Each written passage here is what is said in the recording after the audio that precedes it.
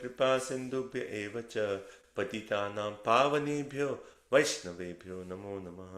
जय श्री कृष्ण चैतन्य प्रभु नित्यानंद, श्री अद्वैत गदाधर श्रीवासादि श्री गौर भक्त वृंदा। हरे कृष्ण कृष्ण कृष्ण हरे हरे, हरे राम राम राम हरे हरे। ओम नमो भगवते वासुदेवाय, ओम नमो भगवते वासुदेवाय, ओम नमो भगवते वासुदेवाय। नारायण नमस्कृत्यं नरं चैव नरोत्तमं देवीं सरस्वतीं व्यासं ततो जयमुदीरये। श्रीमतां सुकथा कृष्ण पुण्यश्रवणकीर्तनं हृद्यन्तस्तु अभद्राणि विदुनोति सुहृत्सताम्। सर्वशास्त्रदि पीयूष सर्ववैदिक सत्फल सर्वसिद्धांत रत्नान्त्य सर्वलौकिक दृक्पद सर्वभागवत प्राण श्रीमद्भागवतो प्रभु कलिदंतोतितादित्य श्री कृष्ण परिवर्तिता परमानंद पाठाय प्रेम वर्ष अक्षराय ते सर्वदा सर्वसेवाय श्री कृष्णाय नमोस्तुते। मद एक बंधु मद संगे मद गुरुन् मद महाधन मद निष्ठार्क मद भाग्य मद आनंद नमोस्तुते। असाधु साधु दादायिन अति नीच करा हा नामुंचा कदाचिन्मा प्रेम न हृत्कंठयो स्फुरः। ग्रंथराज श्रीमद् भागवतम की जय, श्रील प्रभुपाद की जय। Hare Krishna. 1 minute, I'll be back.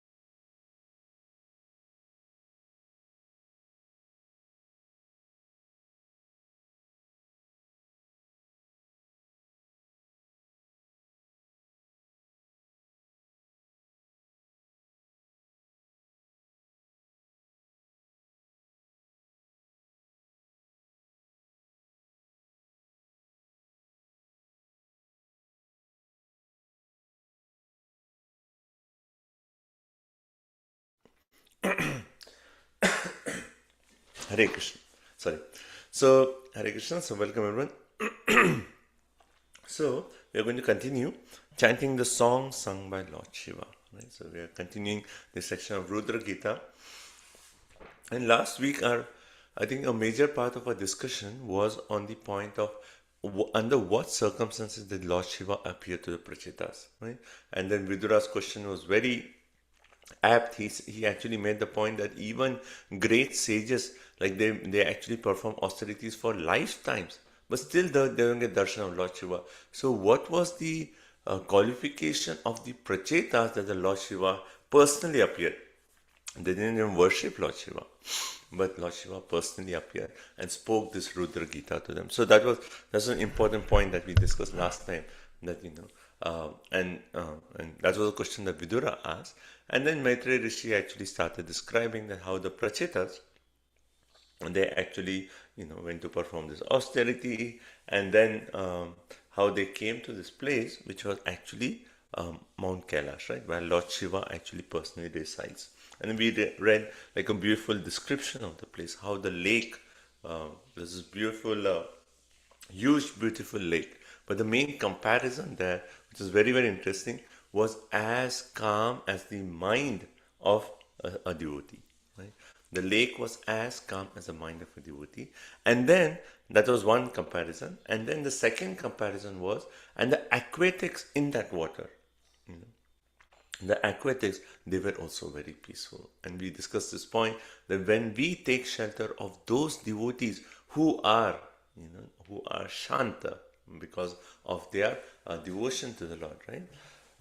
Bhukti Mukti Siddhi Kami Sakale Ashanta Krishna Bhakta Nishkam Ata Eva Shanta. Only a Krishna Bhakta is Nishkam, right? And hence he is Shanta. So when we take shelter of such a devotee, then we can also be peaceful, right? So they saw this entire lake, and then so many beautiful birds, and then such a festive atmosphere, right?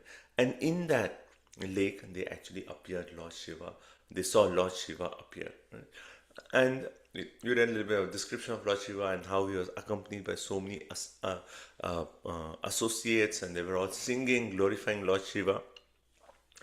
And then um, and then we read why. So this question of Vidura, why did Lord Shiva actually appear to the Prachitas? What was the qualification of the Prachitas? And then Lord Shiva himself comes and says, he actually explains the reason why he has actually appeared in front of the Prachitas. And the first point, actually, the Maitreya Rishi actually said, is that Shiva was pleased with the Prachitas because they are dharmagya, because they are knowers of dharma. But is that the real reason?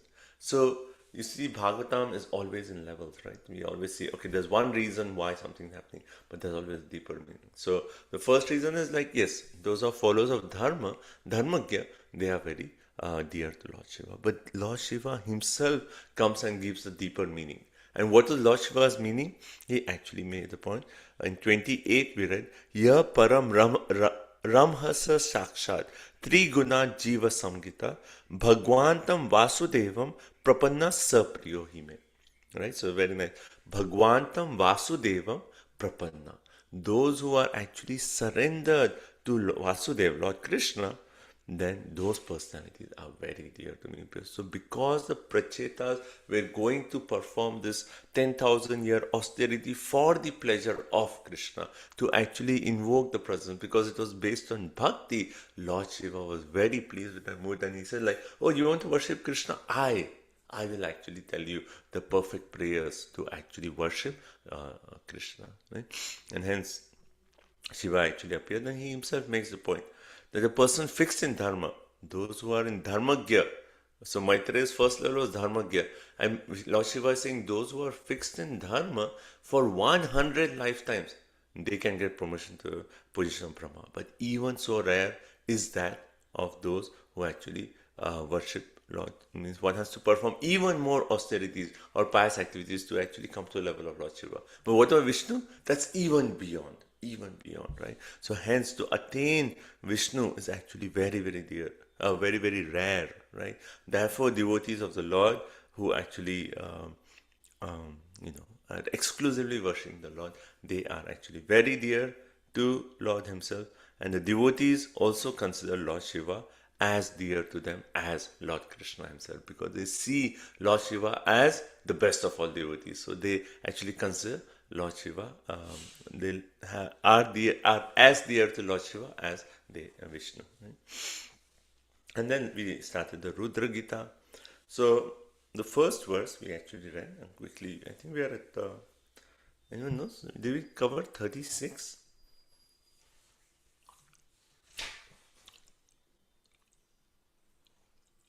Yeah, I think Prabhuji, we covered 37 also. 37 also not? Okay, thank you. Okay, so 33 to 37 we have discussed. So first verse we'll quickly review. So the first verse of the Rudra Gita, we see how Lord Shiva is actually saying, he's actually addressing the Supreme Personality of Godhead. So he's praying to the Lord. How does he say? O Supreme Personality of Godhead, all glory is unto you. Right?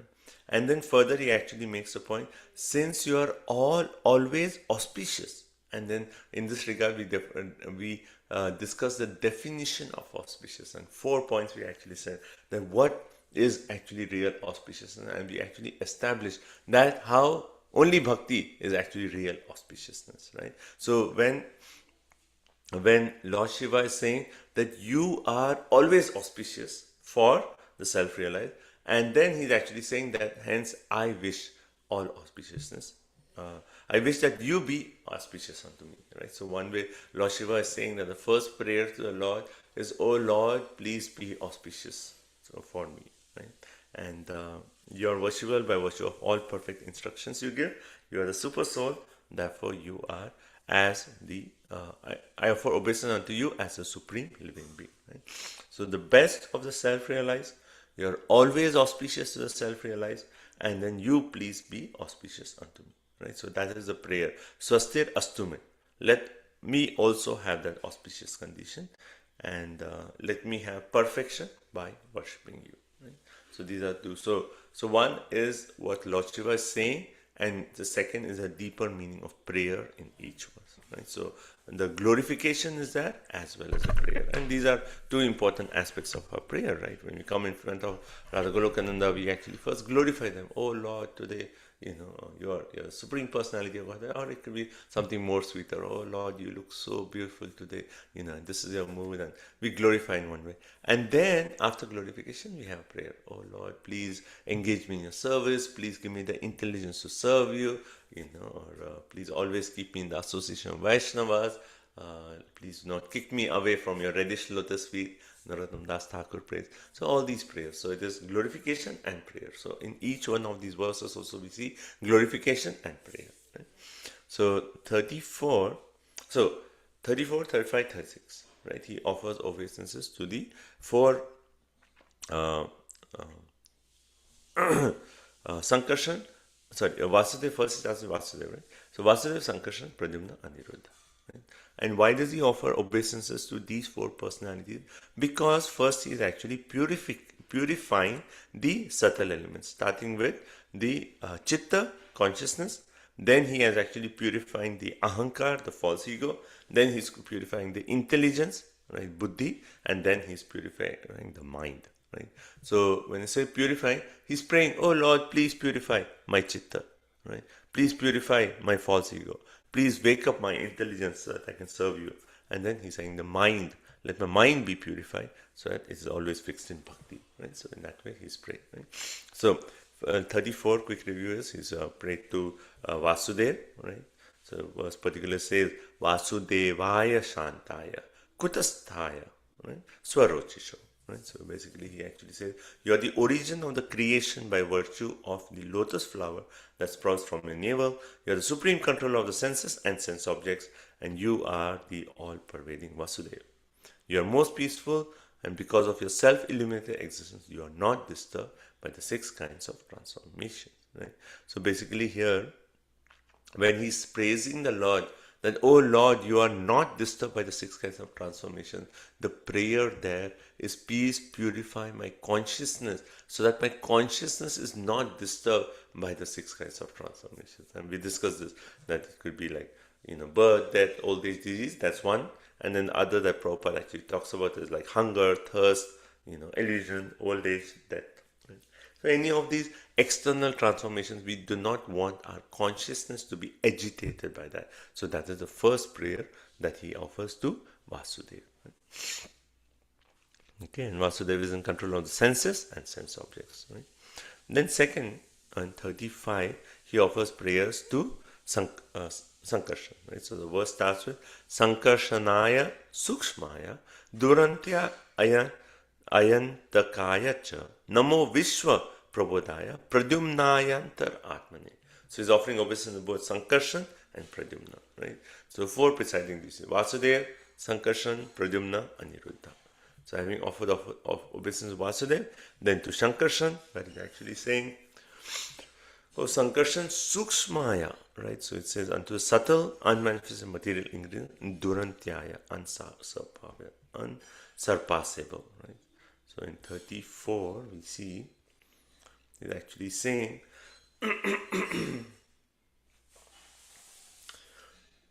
yeah, so he's praying, oh Sankarshan, burn up my bondage of infinite. So Durantyaya means infinite, right? So burn up my bondage of infinite attachments caused, why? Because of ahankar, right? The root cause of our existence here is false ego, ahankar, right? So he's actually saying ahankar means I'm identifying with something whom I am not, and hence because of that, so many attachments, right? I say I am Indian, I am this, I am that, and hence all these attachments. So therefore we are saying, please purify my ahankar, right? And let me be situated in my real ego, right? Which is actually servant of Krishna. Right? And then, so it's so nice that these 2 prayers. Sankarshan is to burn up that bondage, take away the false ego, and then Pradyumna is wake up our intelligence so that we understand who we are, to actually be situated as a position of servant to the Lord. Right? So that is Pradyumna. Then 36, he actually prays to Aniruddha. Right? So 36 Aniruddha, he actually says, Namo, Namo, Namo, Namo Niruddhaya. Right? Namo, Namo Niruddhaya.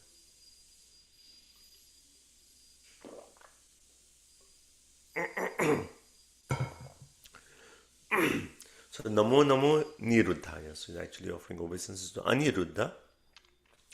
And he says, Rishikesha Indriya Atmane. So Indriya means senses. Rishikesha means he is the director of the senses. So who is the director of the senses? Which is of all. Okay, so we have five senses, and the Bhagavad Gita says, and the top of all is the mind. Therefore, in this, he's saying that, master of the senses, or director of the senses, which is the mind, and then that's the Rishikesha, and you're saying, please attract my mind. Namaha Parama Hamsaya Purnaya Nibritatmane. So we explain all these terms, like each one of these terms. So, so 36 is actually saying, attract my mind to your lotus feet through bhakti alone, and keep it in the perfect state of cleanliness. Right? Now 36, the second part, Namaha Paramahamsaya, Vishwanath Chakravarti Thakur is actually explaining that now he's offering obeisances to the sun god. Right? So this Paramahamsaya can refer to the Lord himself, right? What Prabhupada explains in translation. But in the purport, Prabhupada also explained that how Paramahamsaya could refer to the sun god. And why is he actually offering obeisances to the sun god? Because now, having purified consciousness, false ego, intelligence, mind, then he's focusing on each one of the senses. Right? So the sense controlling, the deity controlling the sense of I, the deity controlling I is the sun god, right? Sun god. So hence Paramahamsaya could actually refer to the sun god. So therefore he's offering obeisances to the sun god. And Nibrita Atmane means that personality who nourishes all the living entities through rain. That personality, may my eyes be purified so that I can see the form of the Lord. Right? When you take darshan of the Lord, are we really seeing him? Yes or no?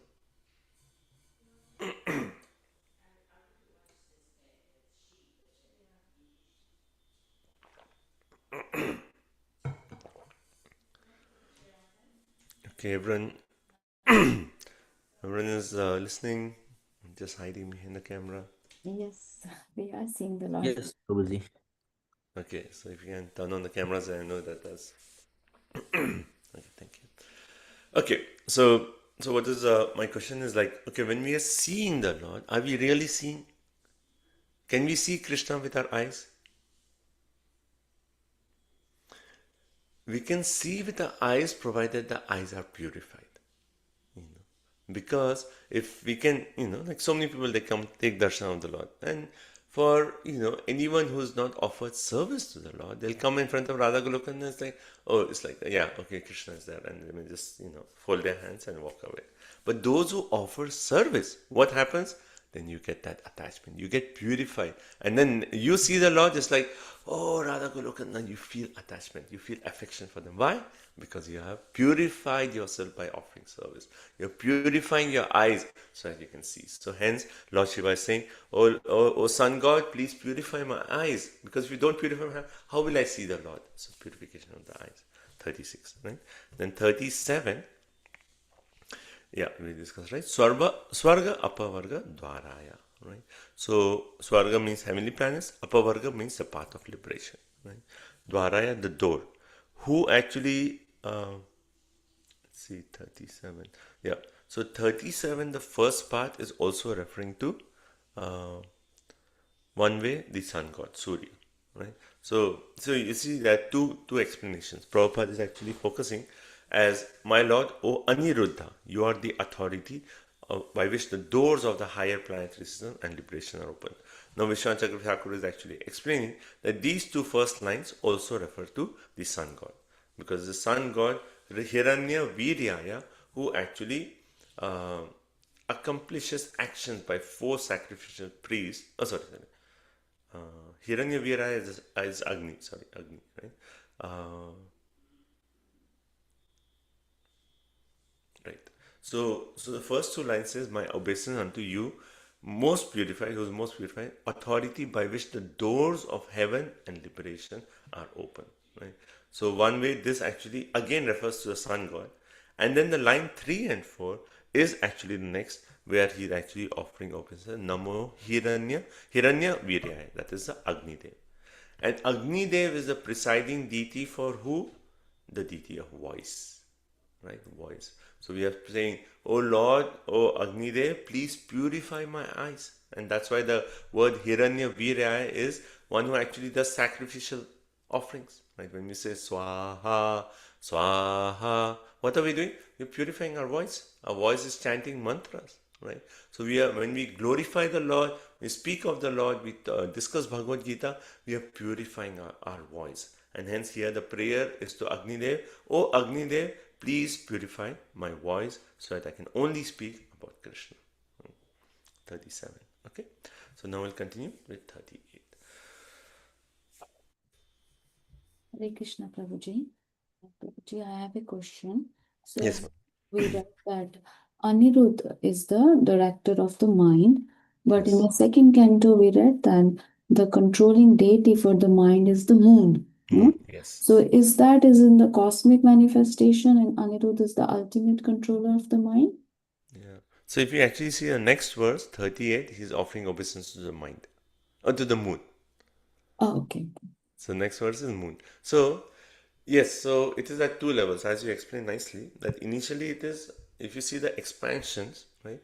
So you have Mahasankarshan, like the first Chaturviha, then you have the Vasudeva expansions, and then you have second Chaturviha, right? So you have Mahasankarshan, right? So first expansion Mahasankarshan, Pradyumna, Aniruddha, Vasudeva. Then for Mahasankarshan you have Vasudeva expansions. From Vasudeva, Narayan expansion. Then you have second Chaturvyuha. Then again you have Sankarshan, Pradyumna, Aniruddha, Vasudeva. Right? So this second Chaturvyuha is the presiding deities for consciousness, false ego, intelligence, buddhi. Right? But they are all transcendental. I mean, they are all in one way beyond this material world. But they are one way the demigods, or we can say that they empower certain personalities in the material world to actually do the task which they are the presiding deities of. So, to your point, Aniruddha is empowering the moon and saying, "Moon, now you actually do the control the aspects of the mind in this material world." So, when we talk of Surya, Agni, are we worshipping demigods? No, we are actually. So hence Prabhupada in the purport, he focuses more on Aniruddha, saying that yes, all these are actually manifestation. All the senses, because Aniruddha is actually, what do we say? The director of the mind, and he's the controller of the director of the mind. But all the senses are actually under control of the mind. So, so one way Prabhupada has focused more on on Aniruddha, right? So when we are saying prayers to a sun god, we are actually saying, "Oh, so and so personality, you have been empowered by the presiding deity, right, Aniruddha, to actually do a certain task, and you please purify us." So we are actually connecting with these personalities as those who are empowered by the Lord Himself, right? Okay. Vrindavan Vilas Mataji. Yes, Prabhuji. Thank you so much. Hare Krishna. Okay, so we'll continue with 38.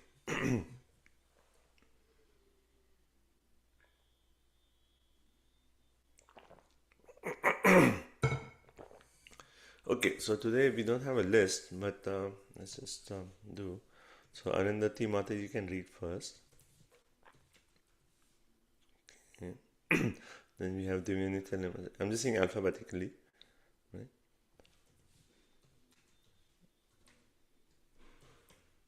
And who's next? Gagandeep Prabhu can read next, and then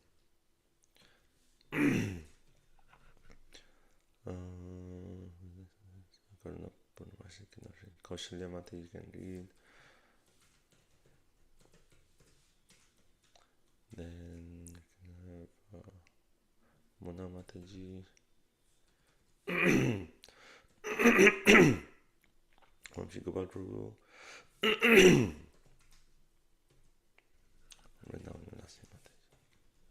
Srimati.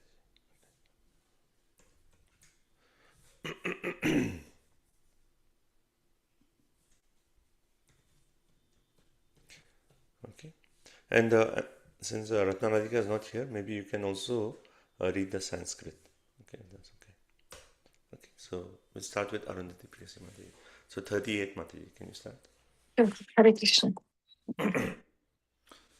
638. Nama Urja Ishetavyaha Pataye Yadna Retase Tripti Daya Cha Pranam Nama Sarva Rasatmane. Translation. My Lord, you are the provider of the Pitralokas, as well as all the demigods.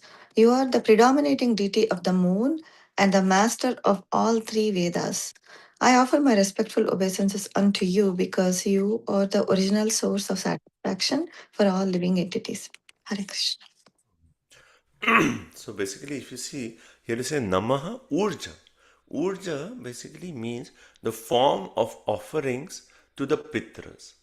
I mean, now why is he offering, obeisances, form of offerings to Pitras? And then after that, he says Ishe. Ishe means the provider of all demigods. So, form of offering to the Devatas. So, we offer obeisances to Pitras, we offer obeisances to Devatas, and then further he actually says Trayaha. Right? So Trayaha Prabhupada explains three Vedas. Right? So offering obeisances to the three Vedas. So Pitras, then the demigods, the three Vedas. Right? So Prabhupada in the purport, he starts off with this verse, Devarshi Bhutatma Nrinam Pritinam. Everyone, we quote this verse, Prabhupada quotes this so frequently. Right? What is this word? Devarshi Bhutatma Nirnam Pitinam Na Kinkaro Nayam Rinicha Rajan Sarvatmana Ye Sharanam Sharanyam Gato Mukundam Pariritya Kartam. This is 11th canto, chapter 5, text number 41. What does this mean? Each one of us, as soon as we take birth, we have a death. It's not that only after you buy a house, you have a death. As soon as you actually take birth, we have a death. Who do we have death to? Different personalities. First is the Deva, the demigods. Right? Because demigods are providing everything. Rain, you have a rain demigod. Right? So every aspect, even of our senses, is actually controlled by demigod. So first, we are indebted to the demigods. Then, Deva Rishi, we are indebted to the sages. Why? Because they give knowledge to us. Then Bhuta, ordinary living entities. Can we live alone? No, we are dependent on ordinary living. Who is growing food for us? There's some farmer who is doing it. Right? So we're dependent on other living entities. Then we have a debt to other living entities. Apta means friends and relatives. Nrinam means ordinary men. Pitranam, the forefathers. Certainly indebted to forefathers. Right? So these personalities, we have that. As soon as we come, you have a mortgage payment. Right? You have a mortgage payment. As soon as we come, we have that. To who? To Deva, to Rishi, to Bhuta, to Apta, to Nirna, and Pratinam. Demigods, sages, ordinary living entities, friends, relatives, and then the society and the forefathers. Right? But then the verse is actually saying, so how do I pay my debt? Do I have to pay, like once my salary comes, give one part to the demigods, one part to Pitra? Do I have to do all this? Then this verse says, Na kinkaro nayam rinicha rajan. Right? Sarvatman ye sharanam sharanyam. That basically says one who has given up all material duties and has taken shelter of sharanam sharanyam. That personality who is actually worthy of taking shelter. Who is that? Mukunda. Who has taken shelter of Mukunda, then he is not indebted to all these personalities. As soon as we worship Mukunda, then all our debt is free. So isn't that such a nice deal? That one way, we all were we get anxiety of mortgage. 30 years I have to pay. But if someone says, just worship this personality, no mortgage payments. Everyone will be like, okay. So mortgage is just like one small, materially we see it. That's why we see that, it is so burdensome. But actually even more burdensome is our debt to all these personalities. Mortgage is just like insignificant, but our real debt is to demigods, to forefathers, to all these personalities. How do you pay that debt? Just worship Mukunda. Right? Sharanya Sharanam. Gato Mukundam Pariritta Kartam. And Mukunda will actually clear all our debt. to all these personalities, right? So, why is Prabhupada quoting this verse? Because here in this Sanskrit, if you say Namaha Urja, the form of offering to the Pitras, Devatas, then Traya, the Vedas, right? So, all this is actually saying Retase. Retase means unto the predominant deity of the moon planet. So he's saying, O moon Devata, please purify me of the debts to the Devatas. So again, right, one way it is Mukunda who frees us from debts, but that is manifested in this world as the moon god, right? So you're purifying the debts, and for that you're praying to the moon god. Please purify my debts to the Devatas and sages. And then what to do with my mind? Because moon also controls the mind. So with my mind, engage my mind in bhakti, right? Didn't he already purify his mind before? Yes? By worshipping whom?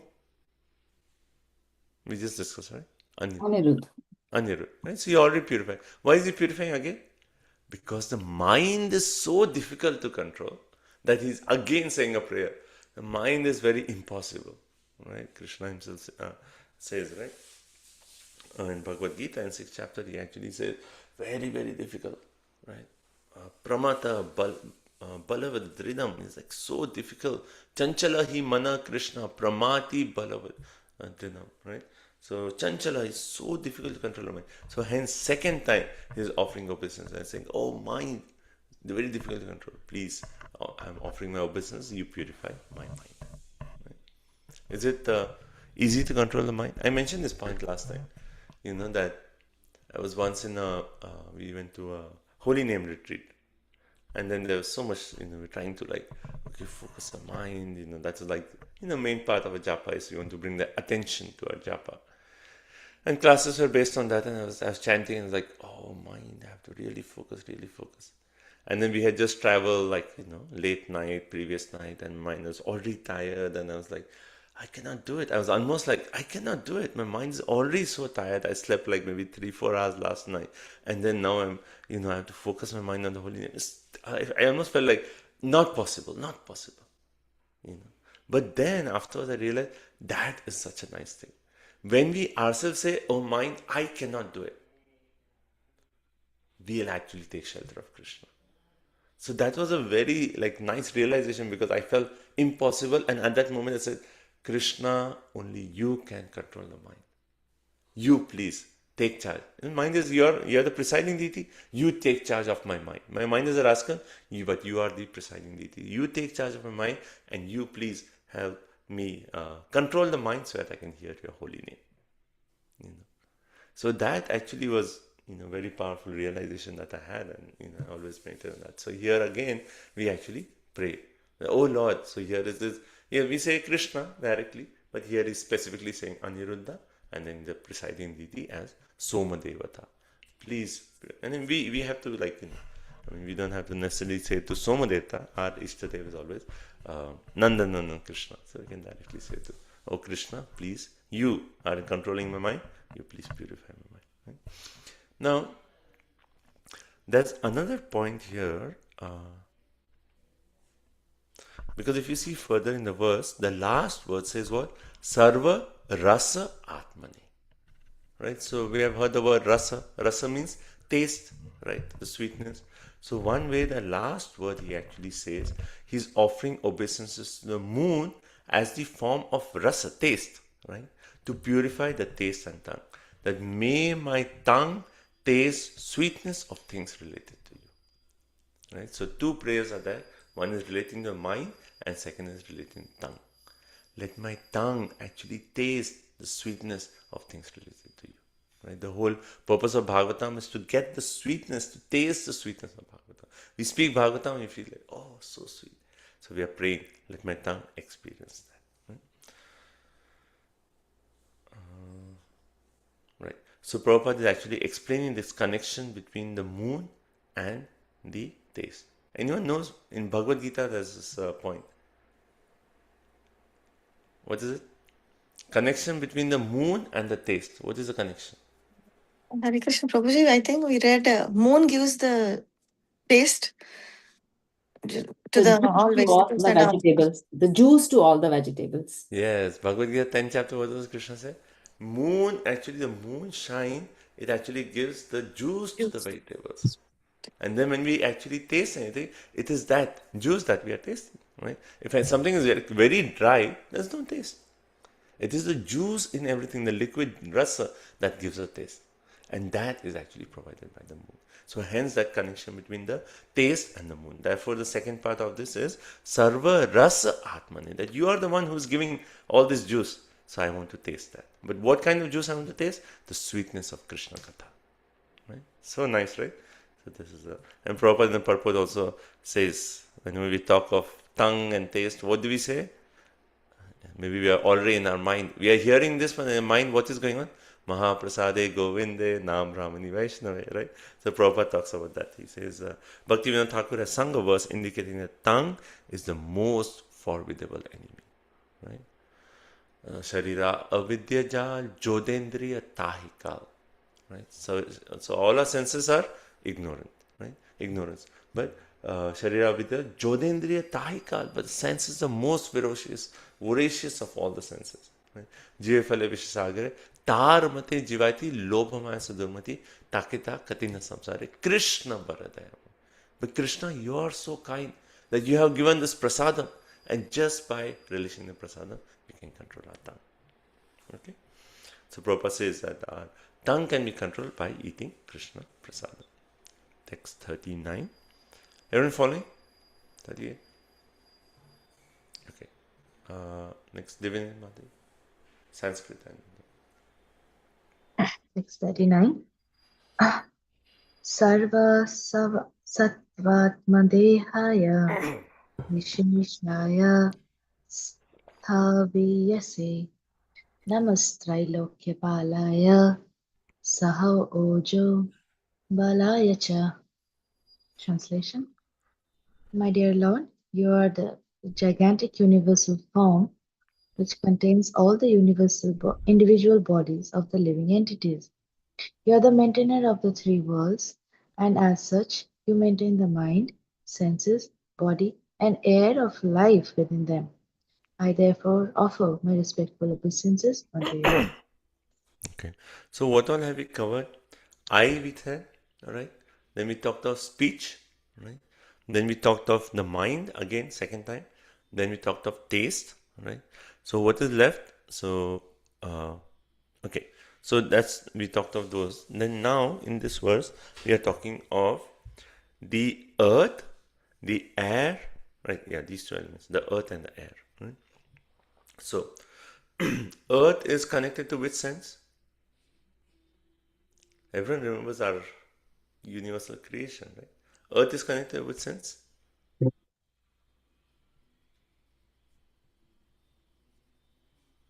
Touch. No. Smell, Prabhu. Smell. Yeah, smell. Earth is connected to smell. Fire is connected to form, right? So if you see earth, water, air, fire, ether, right? So it is smell, right? Water is taste, right? Fire is form, right? And then sound, and then is the one? Not form. So these are the five. So now if you talk of the earth is the sense controlling the smell. So again, that smell is there here. So let's see. So 39 says Sarva Sattvata Sattvatma Dehaya. Right. So he's offering obeisances. Sarva Sattva Atma. Right. So body containing the soul of all living entities. Sattva means, what does Sattva mean?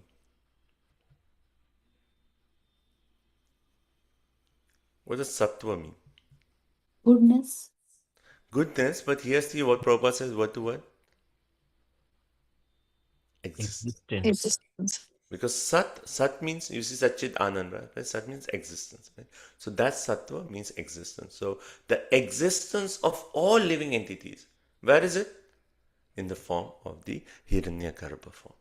Right? We read this in the form of creation. What is Hiranyagarbha when you talk of creation?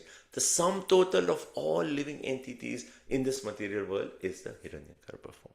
Right? So that is the form. So here, First is when you say Sarva Sattva Atma Dehaya, the body containing all living entities, that is the Hiranyagarbha form. And then further he says Visheshaya Sta Vishaya. Right? And the diversity unto the material world. So that Hiranyagarbha, and then after that, if you read in Bhagavatam, which was the next form that we keep reading again and again and again, and it's become our favorite form, the form of the Lord that devotees one way don't want to see. Which is that form? The Virat Rupa. Right? So from the Hiranyagarbha, then it says Visheshaya. It is diversified as the form of the Virat Rupa. And then Virat Rupa, you have everything in the Virat Rupa.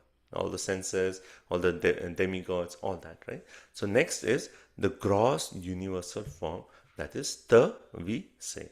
Staviyase. Right? Then third is Namas Trailokya Palaya. Right?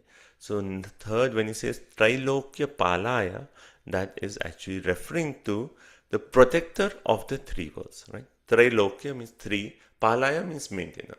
So one who maintains the three worlds. Right? And then here the Trailokya also means the mind, the senses, and the body. Right? So Trailokya, we can say three worlds, but here Trai also refers to the mind, senses, and body. So, or protector of the three worlds. So, what is making the mind, body, and senses work? Which element? See, when we leave our body, what happens? Yes, subtly, like soul leaves, subtle body leaves, but what is actually left? The life air. The life air. Right? So what is maintaining the mind, the senses, and body? It is a life air. Right? So now, protect our life air. So basically, the second part of this verse is Nama Trailokya Palaya is referring to the life airs in the body. Everyone is connecting? Right? Okay. And then Saha Oja Balayacha. Right? So that same Saha means the mind, Oja means the senses, Bala means the body. Right? So one who is actually maintaining the Saha, Oja, and Bala, that is the life air. And okay, so this is the meanings, but the prayer actually goes like this. That first he's saying, O Hiranyagarbha, O Virat Rupa, that you are the, all the living entities are the body containing all living entities. You are the universal form. O embodiment of earth. Right? That's how he's praying. That please stimulate my nose to smell what? What do you want to really smell? What did the four Kumaras smell? Tulsi. Tulsi leaves. Tulsi leaves plus Offer. Yeah. the Tulsi leaves and the Chandan, which was offered to the lotus feet of the Lord. That fragrance, right, entered into the nostrils of the four Kumaras. And that caused agitation in their body. Right? So we are praying, please stimulate my nose to smell the fragrance of the Lord. Right? And we see this, right? I mean, we go to door-to-door book distribution. And sometimes, like, people just open the door and it's hard for us to stand there. Sorry to say that, but it's just like so much, like, I don't know, smell in the house. Like, I don't know what they were cooking, or it's just like, it's like unbearable. It's like, and how are you living in the house, right? So we see that if people are used to a certain, like Prabhupada used to give this example of Bhakti Saraswati Thakur's disciples. Or was it? I think it was Bhakti Saraswati Thakur himself. When he went to Burma, right? Then devotees went there, and then, devotees started cooking nice prasadam in nice ghee, right? In ghee and nice puris. And then the neighbors started complaining. They said, what is the smell? We cannot tolerate this smell. They couldn't tolerate the smell of ghee. And then Prabhupada explains that actually what is the smell they are used to? In Burma, they had this special drink, which we don't want to even hear about. Right? That they actually, when like a dog or someone dies, they actually put it together in a container and let it rot. And then they actually take that as a drink, and it's like so horrible. And that is fragrance for them. That is fragrance. For that rotting dog, that's his fragrance, and the smell of ghee is like, oh, abominable. So what does this mean? Like we are on different modes, like lower mode, higher mode. But the point is, as we purify our nose, what do you want to really smell? Like even tulsi, right? So if you serve tulsi, you can smell that, we have the experience, right? Such a subtle smell of tulsi. But anyone who's not serving tulsi will be like, oh, there's no smell in this. Better is a rose, But for us, that tulsi, that fragrance, it's so it's so subtle. And when you offer it to Krishna, we know Krishna is so pleased with that fragrance. So while we are cultivating bhakti, what are we doing? We are purifying our nose to smell tulsi, to smell, the lotus feet of the form of the Lord, right? So that is, so stimulate my nose to smell the fragrance of the Lord, right? So that's one prayer. And second, when you say Trailokya Palaya, the life air, you're saying, oh, Vayudev, demigod of life air, right? Please stimulate touch to feel softness of your body. Right? Wouldn't that be so nice? You know how it says that in Vrindavan, Krishna's body is so soft, like a butter, that even a leaf from a Kalpavriksha tree would actually fall on Krishna's, hand, and it would leave an impression of the leaf. So soft is Krishna's hand, a leaf falls and then there's an impression. You can see the impression of the leaf on Krishna's hand. That is how Krishna's body is so soft, like butter. We have experience like, not American butter, which is like in the fridge. But if you, from India, when you go to India and, you get the real butter, like how they churn it and you touch it. Like sometimes you go to some of these temples, they'll give butter as Mahaprasad. Like even in a Krishna Balaram temple in Vrindavan, I know before, and I have not had it for some time, but before at night in Kartik, around like 8:15 when darshan closes, then outside there's an office room where donations are taken. There's a line there. Not many people know, but there's a line there, and you stand in the line and you go, and they have this whole pot of like fresh butter, which is offered to Krishna Balaram, and then they'll take it and they'll give it, like on your hand. And it is so delicious. It's like nothing that we have experienced. It's so soft. And see, imagine Krishna's body is so soft like that butter. And here we are saying, Vayudev, please purify my sense of touch so I can feel that softness of Krishna's body. Imagine, when you let Devi be us. Right? So, we are offering obeisances to the earth and the air. Okay? So, Prabhupada in the purport... Right, so Prabhupada says Shiva is offering obeisances to a universal body, so everyone's body be fully engaged in devotion service, right? And then he talks of the life air. Okay. So then he quotes this verse from 10:20 to 35. It's a very famous verse. Particularly one line of this verse Prabhupada quotes again and again. Etavat janma safalyam dehinam iha dehishu prana arther diya vacha. This third line, Prabhupada frequently quotes in his classes. What is it? Praner arther diya vacha. That means we have to serve the Lord with what? A prana, an artha, diya and vacha. Pran means life air. Artha means our property. Anything we have, we want to use that in Krishna service. Then diya means intelligent. Vacha means word. We want to serve. So how do we want to serve? We want to do our service with praner arther diya vacha. Right? So we want to serve our Lord. So that's basically in this verse we are saying, oh Lord, please engage my saha ojas bala, mind, senses and body, and engage my life air. Okay. So Prabhupada in the purport, he concludes the purport by saying, Lord Shiva is offering his prayers in so many different ways in order to show living entities how to engage in devotional service. Right? Because when he's saying purify my senses, that means what? He's saying that bhakti means use your nose to smell the tulsi offered to the God. Use your eyes to see the form. So he's actually showing us how to engage in bhakti through his prayers. Right? Okay. So text number 40. Hare Krishna. Text 40. Arthalingaya napse namo antara bahiratmane namaha punyaya lokaye amushmai bhuri varchase. Translation. My dear Lord, by expanding your transcendental vibrations, you reveal the actual meaning of everything. You are the all-pervading sky within and without, and you are the ultimate goal of pious activities executed both within this material world and beyond it. I therefore offer my respectful obeisances again and again unto you. Right. So if you see the elements, we did earth, air, sound. Oh no, we did earth, air. Now we are going to focus on ether. Ether, right?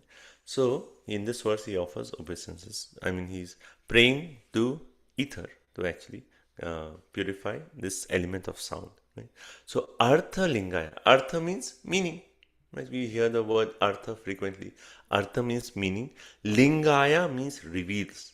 Nabase. Nabase is the sky or ether. Right? Ether and sky, they are like synonymous. Right? So Artha Lingaya. So the sound is revealing the meaning, right? Namaha, offering obeisances, within and without. Antaha Bahihi, right? So Antaha Bahihi, that means that Lord who actually supports everything internally and externally. You remember on the lotus feet of the Lord, what is one of the marks that actually indicates how the Lord is controller of both within and without? The two concentric circles. Two concentric circles, right? If you see, so it's within and without the Lord. So here is the Antabahi, means the Lord is actually maintaining, he is actually supporting everything inside and outside. So, right. So basically here he's offering respects to ether, which reveals the meaning, right? That is sound. And then Namaha Punyaya Lokaya Amusmai Bhuri Varsase. So Punyaya Lokaya means pious activities, right? So basically here is saying the ultimate goal of pious acts, both in this world and without. So Antar and Bhi is what? Is to understand Krishna, right? So hence we are saying, oh ether, please purify the sound so that I can understand Krishna. Understand Krishna, right? Make my ears hear about your own beauty. Right? So Prabhupada actually says, Vedic evidence means Shabda Brahman, right? Shabda Brahman. We often use this word. What is Shabda Brahman? That is Vedic evidence, right? Authoritative evidence of sound, that vibration is perfect. That is the ultimate understanding. And this sound is represented by the Supreme Personality of Godhead. How do we say? Vedas is what? The breathing of the Lord is the Vedas. Right? Breathing of the Lord. So this is the manifestation of the Lord is the Veda. And the real essence of the Shabda Brahman is dash. If you see, different people will explain this in different ways. What could be some explanation?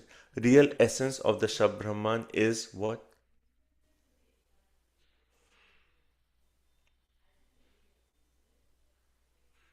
Like someone can say the real essence of Shabda Brahman is Vedanta Sutra. Isn't it? Vedanta Sutra is the essence of Veda Anta, right? Someone will say that. Right? Now, what is Prabhupada's mood? He's saying the real essence of Shabda Brahman is chanting of Hare Krishna Mahamantra. That's Prabhupada's mood, right? That's Mahaprabhu's mood. So, real essence of the entire spiritual, all the sum total of all spiritual sound, the Vedas is chanting of the Hare Krishna Mantra. And what's the proof? What is the proof? Okay, what's the proof for all this? If you say that, that the essence of the entire Vedas is chanting Hare Krishna, someone will say, oh, but what is the proof? What will you say? It's experiential. You chant and you experience it. Okay. Experience what? So because we are saying it is the highest, so we have to experience what? The highest joy, the highest taste. Okay, that's good. Anything else? What is the proof that the Hare Krishna Mahamantra is the essence of all the Shabda Brahman?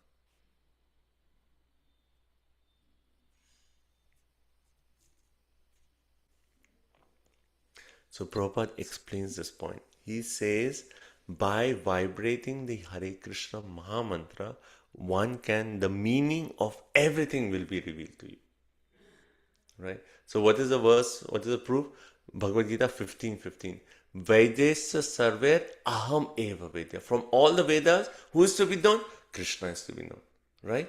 So Krishna himself is saying, So Krishna's word we can take. This is a proof, right? Now by chanting Hare Krishna Mahamantra, Vedesa Sarva Aham, who are we realizing? That Aham, that Krishna. So by chanting Hare Krishna, Krishna is revealing himself to us. And Krishna is, Vedasa Sarva Aham. The essence of all the Vedas is know Krishna. And Krishna is revealed by chanting Hare Krishna. Therefore, chanting Hare Krishna is the essence of Shabda Brahma. Right? So, okay. And Prabhupada also quotes that how the Lord is both within and without. And he quotes Bhagavad Gita 13:34. Yatha prakshayate eka krishnam lokam imam ravi kshetram kshetri tatha krishna prakashayati bharata. As the sun alone illuminates all the universe, so a living entity and the super soul illuminate the entire body by consciousness.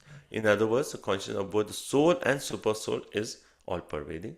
The limited consciousness of a living entity is pervading the entire body, but the super consciousness of the super soul is everywhere. Right? So 13th chapter is differentiating between the soul and the super soul. And it said, what is the point? Super soul is everywhere. Is the super soul within an atom? Yes. Is it between the atoms? Yes. Is it outside the atom? Yes. He is all pervading. So hence he is within and without. Therefore Lord Shiva is praying that please be kind to us so that simply by chanting the Hare Krishna Mahamantra we can understand everything in both material and spiritual worlds. Prabhupada also makes this point about this word amusmay. Right? Amusmay, Prabhupada in word to word explains amusmay as beyond death. Right? Beyond death. Right? So basically he explains the word is significant because it indicates the best target one can aim for attaining. So how can we go beyond that? Brahma Bhuvana Loka Puna. The only way we can become deathless is by taking shelter of Krishna. Right? So hence this is one way, a prayer that the Pavitram Paramam is actually Vaikuntha. So we are actually praying that let this sound, right? So how is the material world created? By the medium of sound. How can you get out of the material world? Through sound. So let this sound carry us to what? Pavitram Paramam, which is a Vaikuntha Dham. Right? Let the sound carry us. So we are actually praying in this. The Lord Shiva is praying, please let the sound reveal everything, actual meaning of everything to me, both within and without. And please let the sound take me back to Goloka Vrindavan.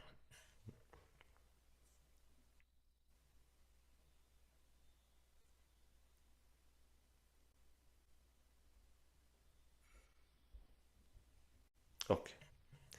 Okay, so everyone good so far?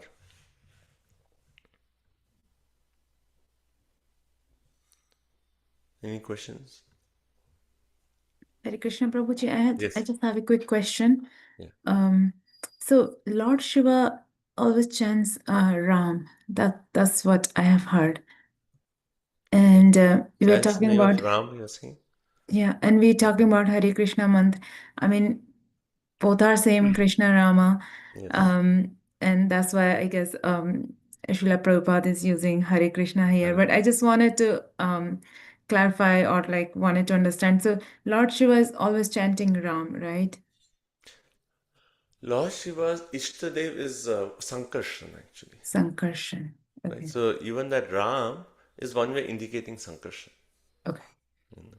All right. Thank you, It is Prabhu. Krishna. Like these all Krishna's different names. Yeah, So right. finally it's all Krishna. But why is Prabhupada in the purport saying Hare Krishna Mahamantra? Because following Sri Chaitanya Mahaprabhu, he has actually come and given us the Hare Krishna Mahamantra as the highest sound vibration. Yeah, makes sense. Okay. Thank you, Prabhu. Okay, so we'll continue with text number 41. Any question? 41 प्रवृत्ताय निवृत्ताय पितृदेवाय कर्मणे नमो अधर्मविपाकाय मृत्यवे दुःखदाय च Translation Srila Prabhupada ki jai. My dear Lord, you are the viewer of the results of pious activities. Your inclination, disinclination, and their resultant activities. You are the cause of the miserable conditions of life caused by evil religions and therefore you are death. I offer you my respectful obeisances. Hare Krishna. Thank you, Mother. So, pravritta and nivritta. What is pravritti and nivritti? One way, actually, if you see in the Vedas, pravritti and nivritti, that meaning is slightly different as pravritti mar, nivritti mar. That's a process. But here, pravritti and nivritti, Prabhupada explains inclination, disinclination. That basically he's saying, the Lord, you in the heart, give us the inclination or the inspiration to actually do anything. So, one way, the Lord is the instigator of dharma. Right? See, what does dharma mean? Dharma means to understand what is right, what is wrong. Right? 16th chapter, towards the end, Krishna actually makes the point. He says, what was the end of the 16th chapter? Yash Shastra Vidim Usrija. Yeah, Yash Shastra Vidim Usrija Vartate Karya Karma. That is, how do you know what is right and wrong? Only through a Shastra. Right? Only through a Shastra.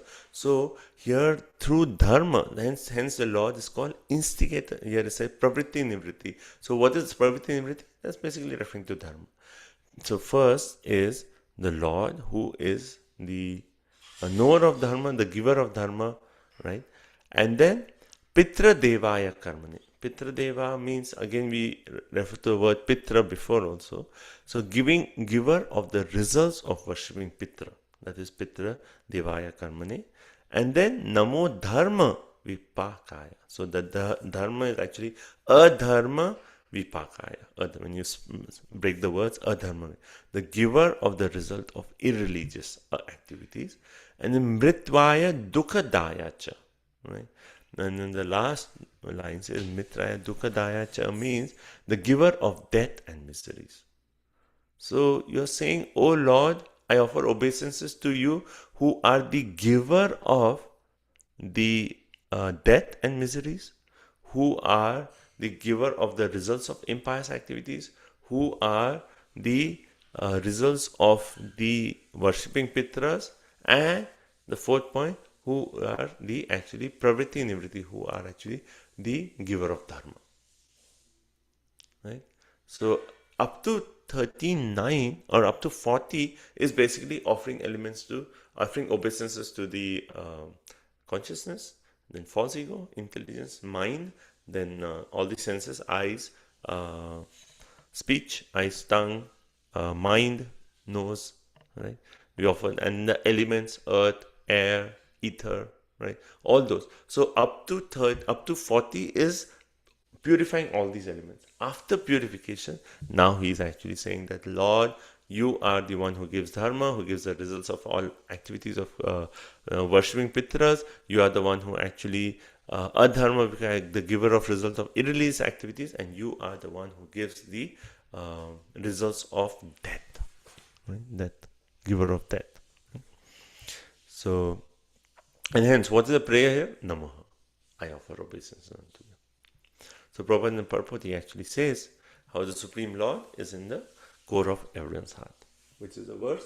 We just quoted the first two lines of 15:15. What are the next two lines?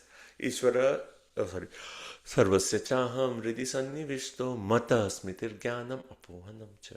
So it is a Lord who sits in the heart. Sarvasya chaham hridi sannivishto. In the heart of every living entity. And then mata smritir jnanam. He is the one who gives knowledge and forgetfulness. Right? So hence he is a giver of inclination and disinclination. And can you practically realize this? As we progress in bhakti, the Lord from within gives us inspiration to offer different kinds of services. The Lord from within will inspire us how to serve Him. Like I heard in one of the prayers, Prabhupada said, when you come to the Lord, we actually say, oh Lord, how can I serve you today? So basically, we are praying to the Lord, how can I serve you? And the Lord from within will speak. He'll say, maybe today I want a garland with like a red flower with a yellow, something like that. Or he may say, I want you to engage in book distribution, I want you to do this, or take up this project for Prabhupada mission. So that inspiration is coming from the Lord. Right? So therefore the inclination, disinclinations, the Lord is the source. So 16:7 he says, Pravritim cha nivritim cha jana na vidhur asura. So who is the asura? Who does not know what is the right thing to do, what is not to be done. Right? That's an asura. In 16:7 Krishna explains. Right? But finally it's a Lord from within who actually tells us what is right, what is wrong.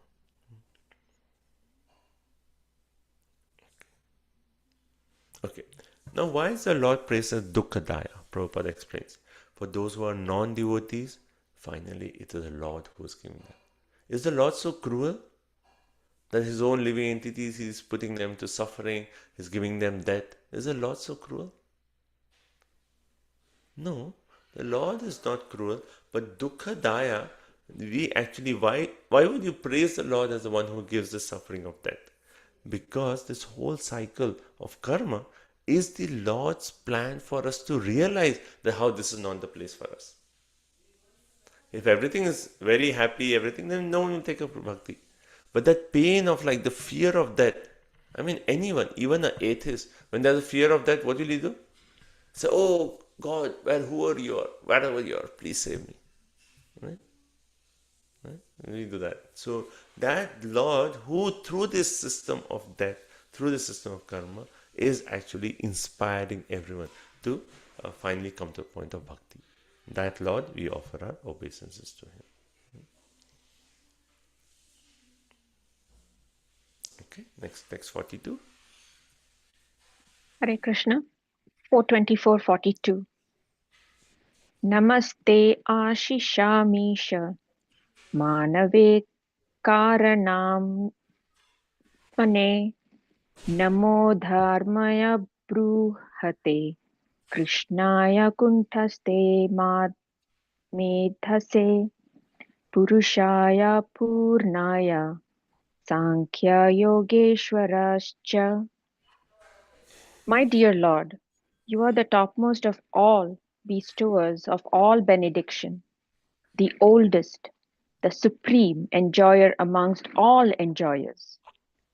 You are the master of all worlds, metaphysical philosophy. For you are the supreme cause of all causes, Lord Krishna.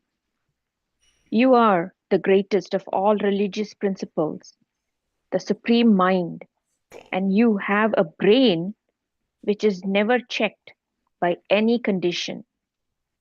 Therefore, I repeatedly offer my obeisances unto you. Hare Krishna. Thank you, Mataji. So many words here. First, he actually says, Namaha means obeisances to Ashisham Isha. Ashisham Isha means that personality who is the best of, topmost of benedictors. One who actually gives benediction. The best of that personality is Krishna. Then he says, Manave. Manave means the supreme Manu, right? Like Swayambhuva Manu, or it can also refer to the mind. Right? Manave is the mind or the supreme Manu. Then further he actually says Manave also, like Prabhupada actually says Manave as perfection of all kinds of mantras, because the mind will only be pleased by the mantra, right? So it could be the supreme Manu, but it also refers to the mind. So hence the best of all mantras. So the perfection of all kinds of mantras, that is the Lord himself. And then next word is Karana Atmane, the cause of all causes. Right? Then Dharmaya Brihate, greatest of all religious principles. Right? So each word is like important. And then Akunta Medase.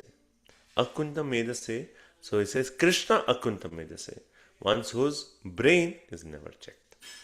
Now Prabhupada starts the purport by explaining this.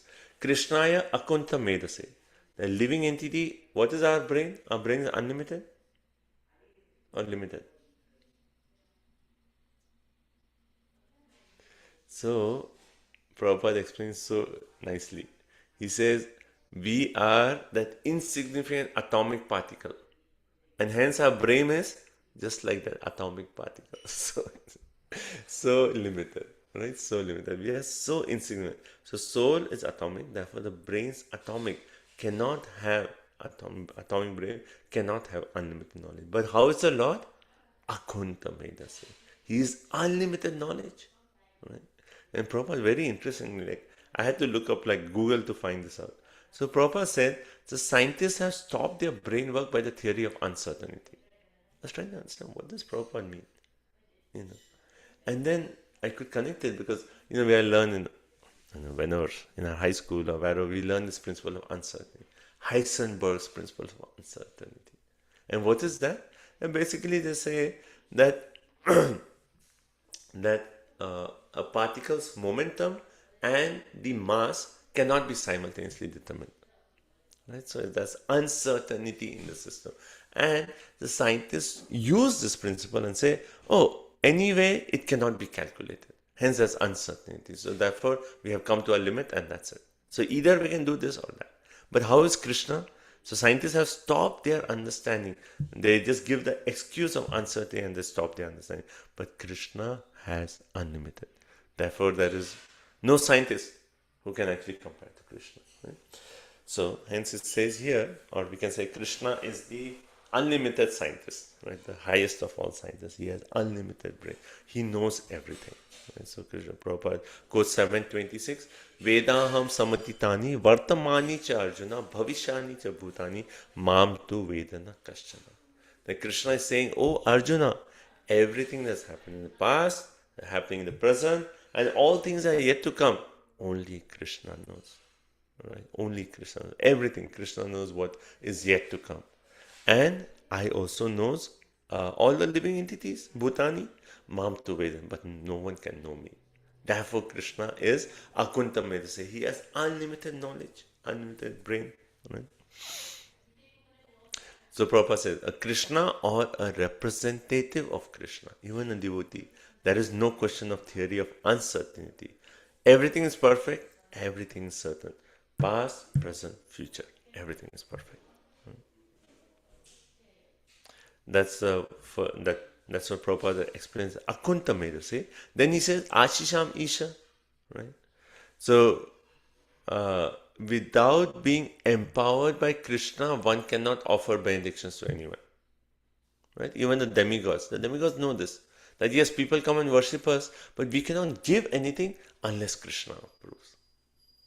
Right? Unless Krishna approves. So hence, who is the highest of all benedictors? That is Krishna himself. Right? Therefore, he is offered obeisances as Ashisha, Isha. Then Manave refers to Swayambhu Manu. Right? One explanation. And how many Manus in one day of Brahma? 14, right? Because 14, everyone knows this, right? 14 Manus in one day of Brahma. 14 cycles of 72 yugas, of 72 Divya yugas, right? One day of Brahma. So that's 1000, right? So here he's saying, who is the best of all Manus? Swayambhu Manu. Why? Because he was the incarnation of Krishna himself. Right? So therefore, Swayambhu Manu. Then Manave refers to perfection of all mantras. Which is a mantra Prabhupada would say? Hare Krishna Mahamantra. I mean, certainly. Right? So he says, the best of all mantras is the Hare Krishna Mahamantra. Then Karana Atmane. Everything has a cause. There's no question of chance. And Krishna is the root cause of everything. Right? And then Sankhya Yogeshwaraya. Krishna is the master of all mystic powers.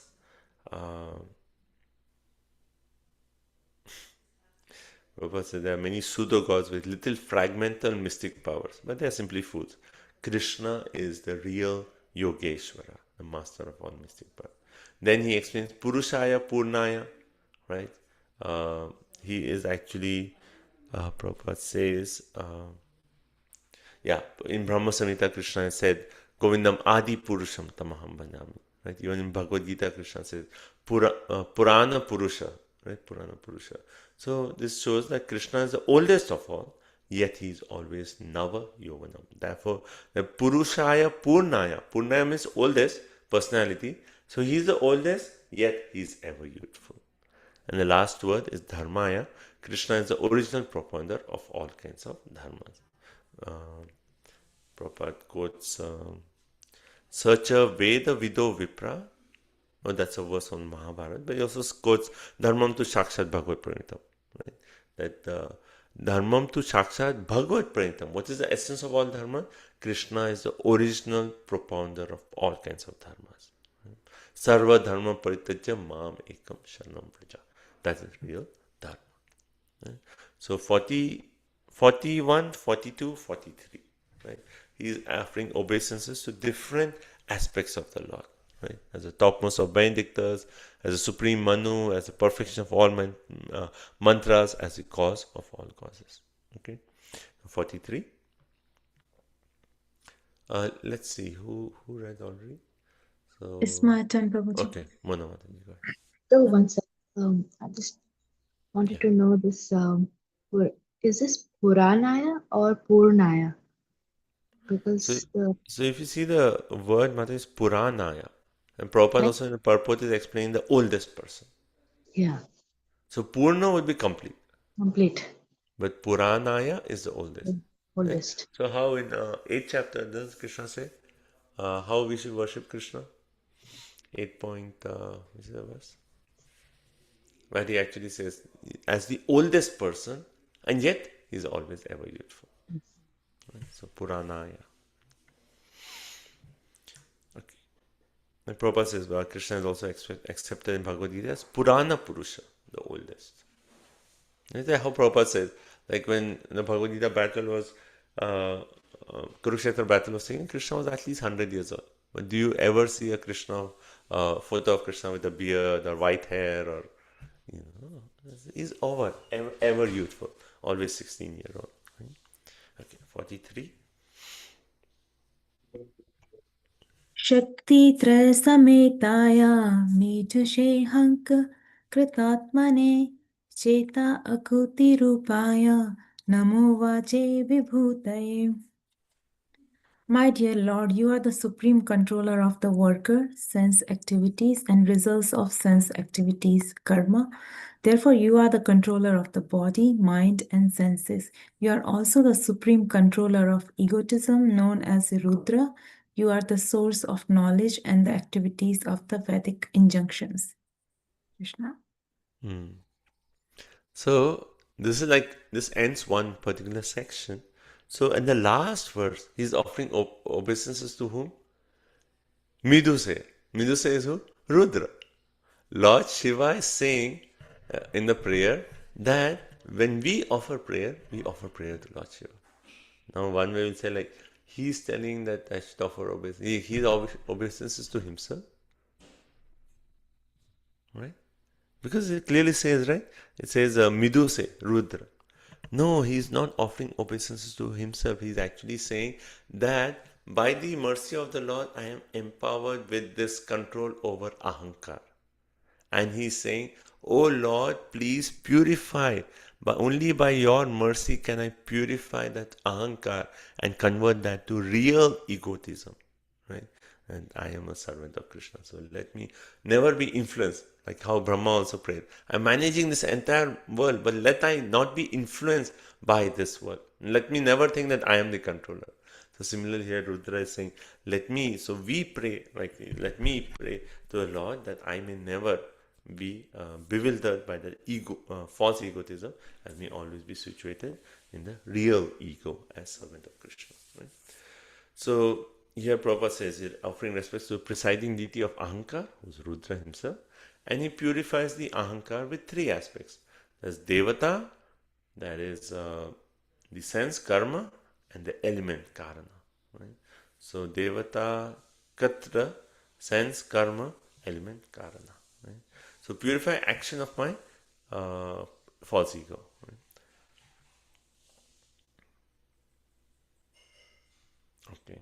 Okay, so let's see. So Shakti Traya, three kinds of energies. So what are the three kinds of energies?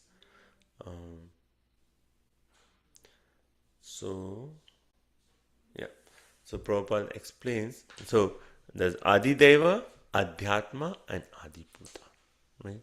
And these are controlled by Devatas, senses, and the elements. So Shakti Traya Samayate, that means that the reservoir of three kinds of energies refers to the Devatas, senses, and elements. Right? So how do we understand this? So if you go back to the aspect of creation, right? So it was the glance of Mahavishnu. Right? Mahavishnu is like, he just glances over but what does that glance become? Rudra. And it is that Rudra who is then, controlling everything else. So it is finally, after that it's all Rudra who's managing the affairs of the material world. So, but that Rudra is the source of these three energies. Adideva, Adibhuta, Adhyatma.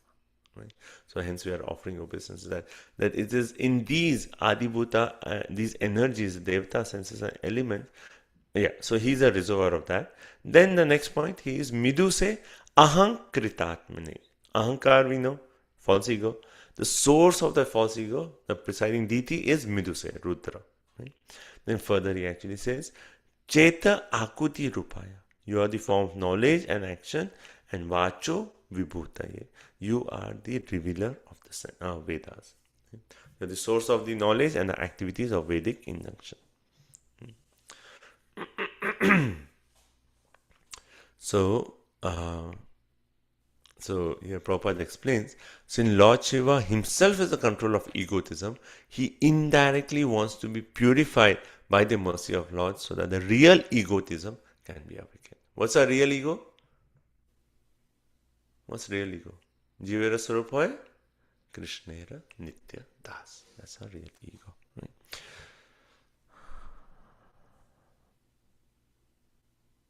Alright. And then further Prabhupada actually explains this point of Chetaha Akuti Rupaya, the form of knowledge and senses. Right? So he says, Lord Shiva prays to be engaged both in mind and action in devotional service. This is a process of purifying false ego. So how do you purify false ego? By engaging in devotional service. Right? Cheta means knowledge. Without perfect knowledge, one cannot act perfectly. And the real the source of knowledge is the vacha. Right? So vacha, word is that, right? So chetaha and vacha, the knowledge and the source of knowledge, which is the Vedas. Right?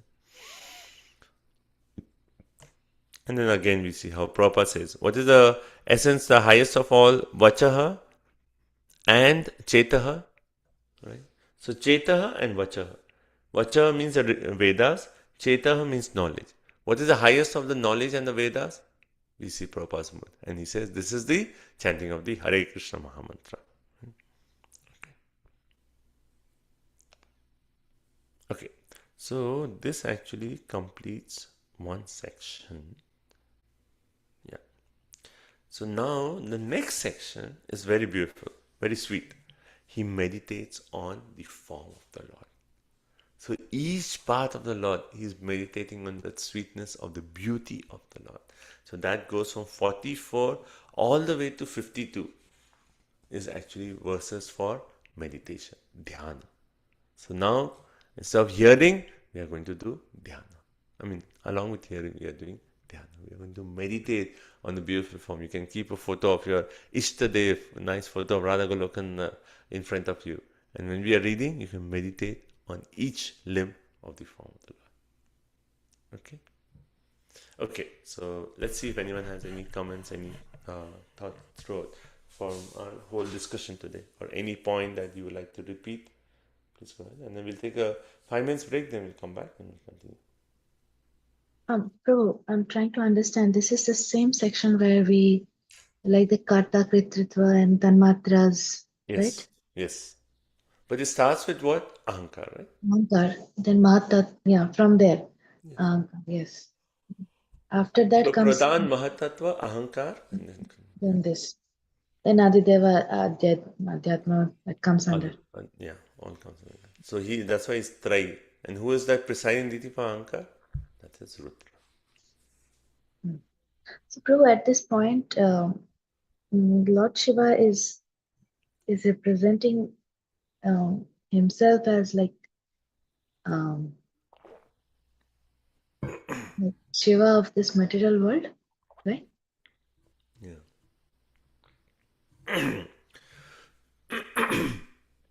See, when you talk of Shiva in this material world, he wears different hats, right? One is his devotion to Krishna. Right? But at the same time, he also has this role as the presiding deity of Ahankar.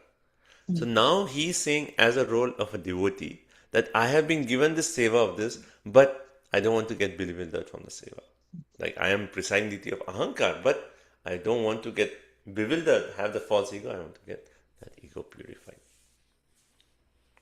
Like even Brahmaji prayed similar, right? We read in the third canto that he actually said, "Oh Lord, now I am going to be in charge of the mode of passion, but let me not be influenced by passion." Same, that's similar. Prabhu, do we have any examples of Lord Shiva being, because we always tend to hear this, that because he's the master of mode of ignorance, he sometimes slips into ignorance.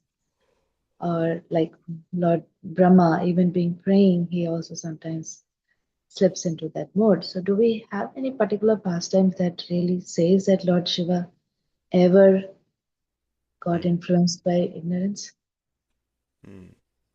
I mean, one way that Mohini, Rup, that we read in the eighth canto, right? But is it considered to be ignorance, Prabhu? Because Krishna is the object of love. Love, yeah. But the point there, like how Lord Shiva is like, he left Parvati and running behind this form, One way, I mean, that's his devotion again. But again, like, where Krishna, Lord Shiva is bewildered. I mean, one of the purpose in Bhagavad Gita, Prabhupada says that, it's like sometimes it happens, but Lord Shiva is again transcendental that way, like he's a pure devotee, he's the best of all devotees, so we don't want to even think of Lord Shiva as that As person. doing. Yeah. Hare Krishna Prabhuji, I like the point you said then. The meaning of everything or Krishna is revealed by chanting the holy name. Yeah, thank you.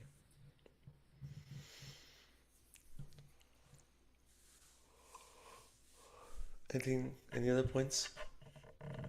So everyone is like connecting with these prayers, all the elements of purification. Oh, yes, bro. Like one point is like you mentioned, just by taking birth, we are indebted to so many other beings like devatas, forefathers, and other living entities. But by taking devotion, we are relieved of all those things, probably.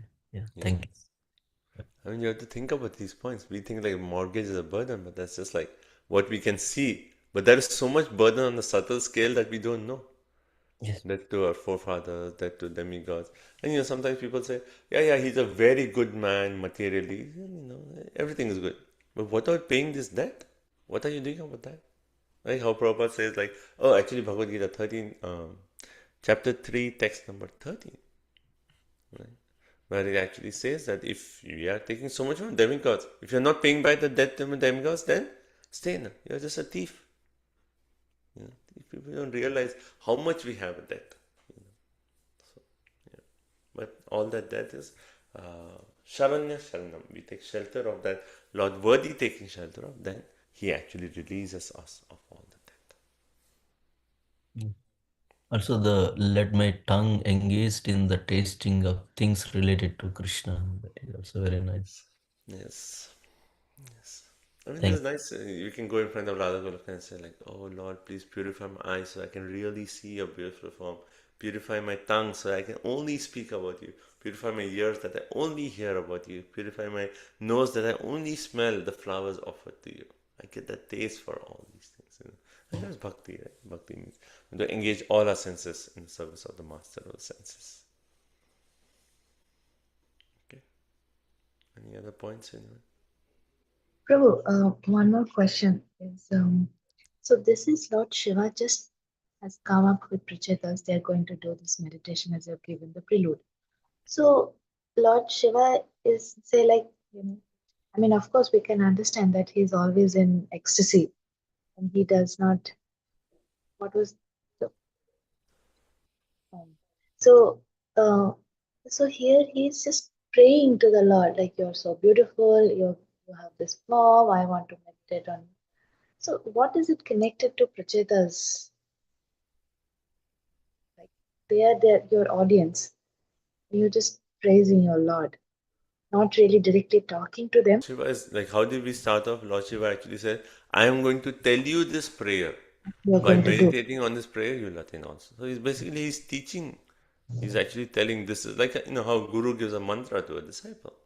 So one way Lord Shiva is giving this mantra and saying, chant this mantra. And he says, let me give you, in text 31, if you see, let me give you this Pavitram Mangalam Param mantra. So this is a mantra. It's So the whole book, Gita, is a mantra? mantra. And that's what the Prachitas meditate on. Yeah. They're actually saying this whole mantra, meditating on this whole mantra. Rudra Gita. Wow. I mean, even we can meditate. It's so beautiful. Learn all the verses in this Rudra Gita, and then we can chant these. So nice. Okay. So let's take a quick break, 5 minutes, and then we'll come back, and then we'll maybe prepare our mind to meditate on the beautiful form of the Lord. Right? Okay. So we'll meet in 43. Maybe we'll start again. Okay. Thank you so much. Hare Krishna.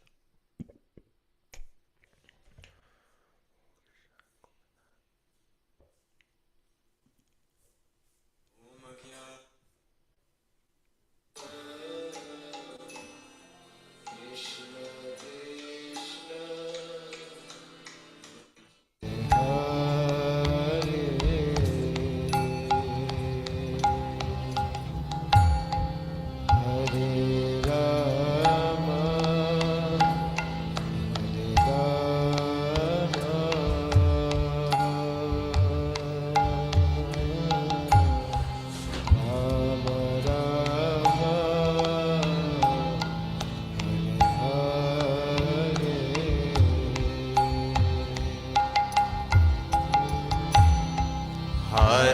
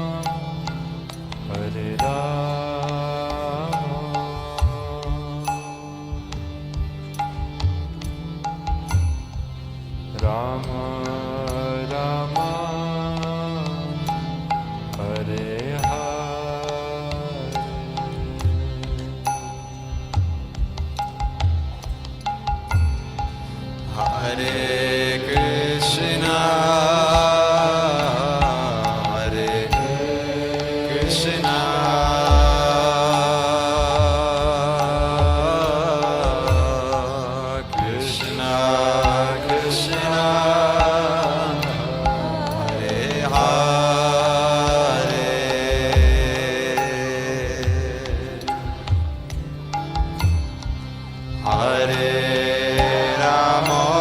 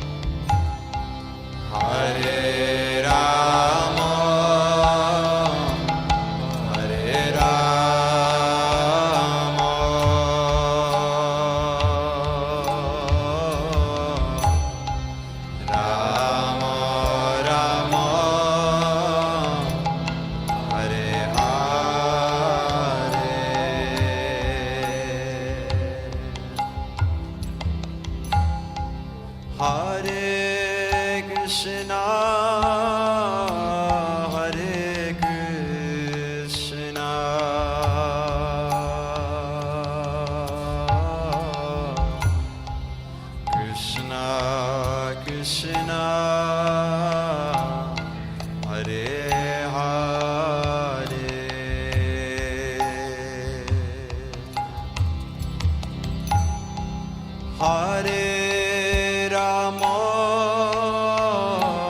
Hare Rama,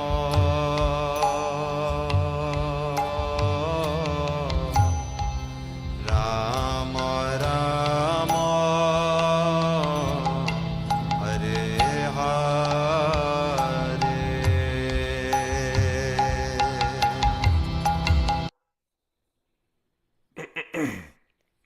Hare Krishna. Hare Krishna, everyone. So please come back. We'll continue.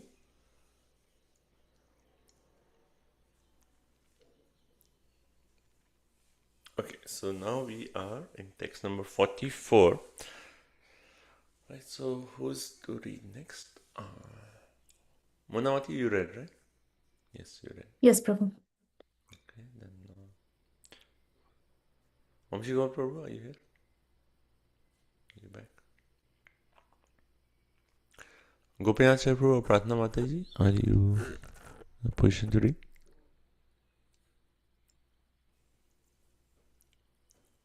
I can read Prabhuji. Okay, go ahead. You have to read 44. 44. Yeah, Hare Correct. Krishna. Darshanam na didikshunam dehi bhagavat architam rupam priyatmanam swanam sarvendriya gunanujanam. Translation: My dear Lord, I wish to see you exactly in the form that you were every Very very dear devotees worship. You have many other forms, but I wish to see your form that is especially liked by the devotees.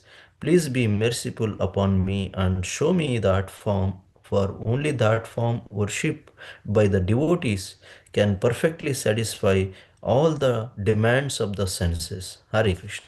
Thank you. So, first he says, Darshanam no didikshunam. Right? So, didiksha means desiring. That after, see, up to the point he's done he's actually requested for the purification. So, purifying the body, the mind, the senses, the consciousness, the life air, the earth, fire, all those, purifying all these elements of the body. Now, after that purification, now he's qualified to see the Lord. Right? So hence he's saying, now being qualified, now I am actually praying, I am expressing my desire to see the form of the Lord. I was thinking about this point, like every day morning, what is Prabhupada, how is it established the morning program? We do Mangala Arati, that's the first darshan, but then after that, we chant Hare Krishna Mahamantra. So we are purifying ourselves so that at 7:15 when the darshan arti starts, then you can really see the Lord. Because why? We have purified our consciousness. Right? So after the purification, he is expressing to that, oh Lord, I want to see you. And then what does he say? What form of the Lord you want to see? If someone comes to you and say like, which form of the Lord do you want to see? Right? Then you can see like which is the wallpaper on your laptop, or which is the on your phone, which is the profile photo or the main photo. Then that is the form. That is your Ishtadev. That's the form you want to see again and again. You lift your phone and first you see, oh, yes, this is the form. That's your desire, right? That's your. So here he's saying, okay, I want to see one particular form, which is that Dehi Bhagavata Architam. That form which your very dear devotees worship. And if someone comes and says like, which form of Lord you want to see? And you will say like, oh, which is the form my Guru Maharaj worships? That's the form I want to see. Right? So even Lord Shiva, in that mood, your dear devotees, which is the form they worship, that's the form I want to see. And then he says, Rupam Priyatamam Swanam. Only that form which is liked by the devotees. That form which the devotees worship and which the devotees like. Now if someone comes and says, which form? And you say, I want to see Virat Rupa. Or I want to see the universal form. That's not the form that Lord Shiva wants to see. And hence he's clearly saying, no, don't show me universal form. Right? And hence the last line makes another interesting point, where he says in the last line, Sarvendriya Gunan Anjanam. That form, Sarva Indriya, which is actually pleasing to all the senses. So, one way, the last line, he's also rejecting what? He is rejecting Brahman. Do you want to see Brahman? No. I want to see a form which is attractive, which is covered with senses, with qualities, with form. That form of the Lord, which is worshipped by the devotees and which is most dear to the devotees, that is the form I want to see. And then further he says, okay, so that's the point. And then further, in the purport, Prabhupada actually says, so one way Prabhupada says, the Shruti mantra says, Sarva Kama, Sarva Gandha, Sarva Rasa. Or in other words, the Lord is Raso Vai Saha. So this is a word that we often say. Who is the Lord? Raso Vai Saha. He is the source of all relishable rasa. So we all want to enjoy, a desire, we have such an ananda, right? So there's the mood of ananda, but the Lord is Rasovaisa. He is the source of all the ananda. So if you want to enjoy ananda, the only way is to actually serve the Lord, connect to the Lord, right? So Raso Vaisa, very important point. The source of all relishable relationships. Okay? So we have various, Prabhupada actually explains, like we want to see something, we want to taste something, we want to hear something, we want to touch something, but all the senses can only be satisfied when we come in contact with Krishna. And hence Prabhupada actually quotes, the definition of bhakti is what? Sarvopadi vinirmuktam tat paratena nirmilam rishikena rishikesha sevanam bhakti. Bhakti means what? To engage our rishika, our senses, in the service of Rishikena, our senses, in the service of Rishika Isha, the master of the senses. That is bhakti. And Prabhupada hence is starting off the this entire section by saying that it is a Lord who is Rasovaisa. By seeing each form of the Lord, by meditating on each form of the Lord, then that is actually real bhakti. Then all our senses will be satisfied. The perfection of the eyes is to see the form of the Lord. Perfection of the nose is to smell the flowers offered to the Lord. Perfection of the ears is to hear about the Lord. Then further, Prabhupada actually makes this point. He explains this word, Rupam Priyatamam Swanam.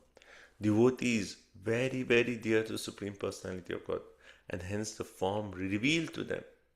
Right?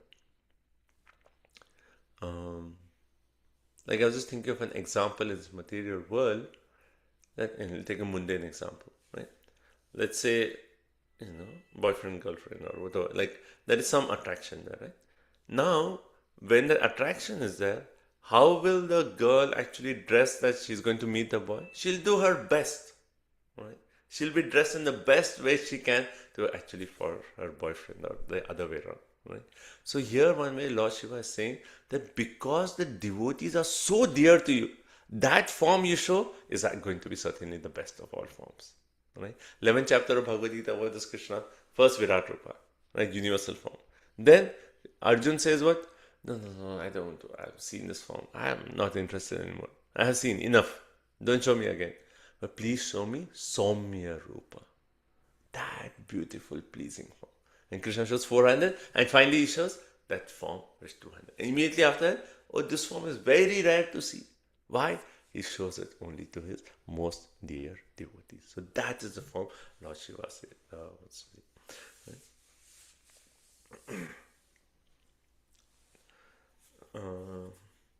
So Prabhupada here makes a point that only a devotee see the complete form of the Lord. Not karmis, not jnanis, the yogis. Jnanis may see the Brahman.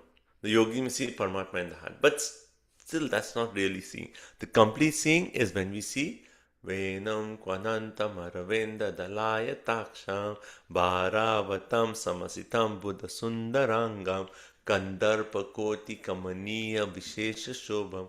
That is a real form. Govindamadi Purusham Tamam Pajami. So that form of the Lord, which is a form that Lord Shiva wants to see, that primary Lord who is playing his flute. Is Narayan playing flute? No, only Krishna, Shamsundar Krishna. So that's the form, right? This is Prabhupada revealing his heart also. Who is playing his flute? His eyes are like lotus petals. As I said, this whole section is a section of meditation. Eyes are like lotus petals, so we have to, that's why I said, give a form of your beautiful lordships in front of you while reading this verse. Eyes are like lotus petals. Head, what is on the head? Peacock feathers, for sure, right? His beauty is, what's the color of his body? The beauty is tinged with the hue of blue clouds, right? And how he's so beautiful that he charms millions of cupids. Right? This is the Lord Shiva's desire is to see that Supreme Personality of Godhead as he's described in this way, right? So he wants to see the complete perfection. Okay, and here Prabhupada actually reveals our Gaudiya mood. For Gaudiyas, what do we want to see?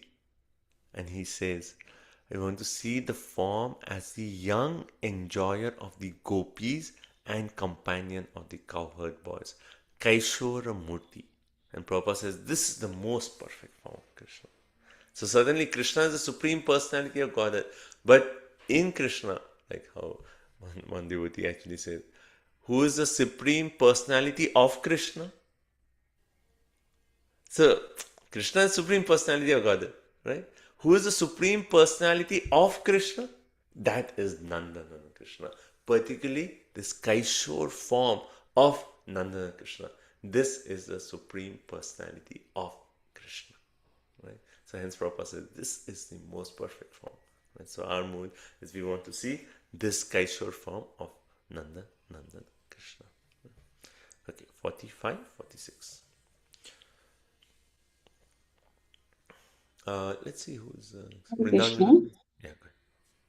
Snigdha pravand ghanshamam sarve saundrya sangramam charva yata chaturbhaum sujat ruchir ananam padma akosha palashaksham sundar bru sunaksikam sudvijam sukpapolasyam savakarna vibhushanam.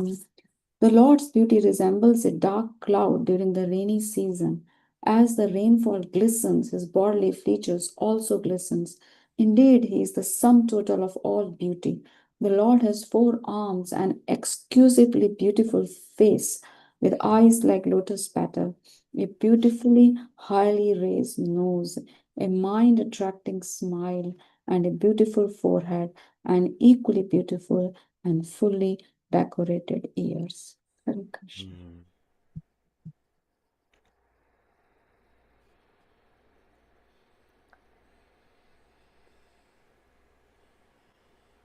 Right. A very nice purport here. Okay, so let's see in this verse. So we'll just go through each line. So it says Snigna Pravriddha Ghana Shama. We always hear one name of the Lord is what? Ghansham. Right? Ghansham. When they say Ghansham. So Ghanasham means the Lord glistens. And what is color? Dark like a rain cloud. So Ghansham means like a rain cloud. Then the next word is very nice. Sarva Saundarya Sangraham. Sarva Saundarya means all the beauty. The Sam Sangraham, where all the beauty of the world comes together. Sarva Saundarya Sangraham, the sum total of all the beauty, that is Krishna. Then next he says, Charva Ayata Chaturbuha. So so Prabhupada in the purport is speaking of whom? Shyam Sundar Krishna, right? The Kaishore form. But what is the form Lord Shiva wants to see? Charva Ayata Chaturbuha, with 4 long arms. So he is actually meditating on the form of Narayan here. Right? And then Sujata Ruchiranam. Right? How is his face? Very ruchi, very, very attractive. Right? Then, yeah. And then 46 goes, Padma Kosha Palakshayam. That means the Lord, his eyes are like Padma Kosha, like a lotus, the petals of a lotus. Sundara Bru Sunaksikam. Right? His brows are very graceful. His nose is actually raised, right? Then further, Sudvijam Sukha Polasham. He has fine teeth, right? Fine teeth and fine forehead. Samakarna Vibhushanam. And well proportionate decorated ears. So this is all the beauty of the wife. Right? Samakarna. Both are equally beautiful, right? Or beautiful. Both are equally decorated.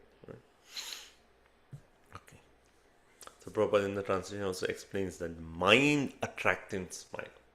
How is the smile of the Lord? Mind-attracting. So how can the mind be controlled? Only when it's attracted to the holy name, the smile of the Lord. Right? So Prabhupada in his purport is very interesting. He says Shiva is trying to see the form of Narayan. We worship what? The most confident form, which is that Radha Krishna form. Right? Now Narayan is worshipped through what? Pancharatrika Vidhi. Radha Krishna is worshipped through what? Bhagavad Vidhi. So who can say what is Pancharatrika Vidhi and what is Bhagavad Vidhi? Anyone can unmute and say?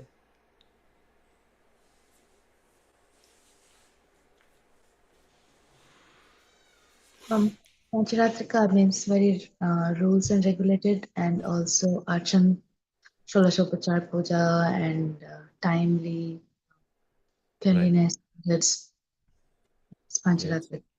And then Bhagavad Vidhi? It's Shravanam, Kirtanam, Vishnu Smaranam. Yes. So these two are two processes. So one is a Pancharatrika. Pancharatrika, this actually refers to the, as Mataji explained, like, regulated deity worship, what to do, what not to do, personal purification. Bhagavad focuses directly on like hearing, chanting the form of the Lord, meditating on the form of the Lord. That's all Bhagavad. So that's all direct process. But Pancharatrika means following all the scriptures, the rules and regulations, all those things. What process are we following? And Prabhupada actually said, Pancharatrika, Bhagavata are like two tracks on which the rail goes. Right? So both of them. So we need the rules and regulations. And hence Prabhupada says that here, Prabhupada makes a very important point. He says, no one can worship the Lord in Bhagavad Vidhi without going through the regulations of Pancharatrika Vidhi. One cannot just do Bhagavad Vidhi without following rules and regulations. If you do that, then what are you?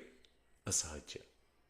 That no rules and regulations. You say, oh yeah, Krishna is like this, I will dress up as a gopi because I am gopi.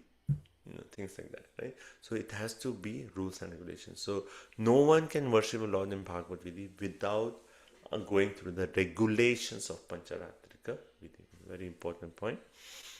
And then further Prabhupada says that Radha Krishna cannot be approached by neophyte devotees. Therefore, temple worship is offered to whom?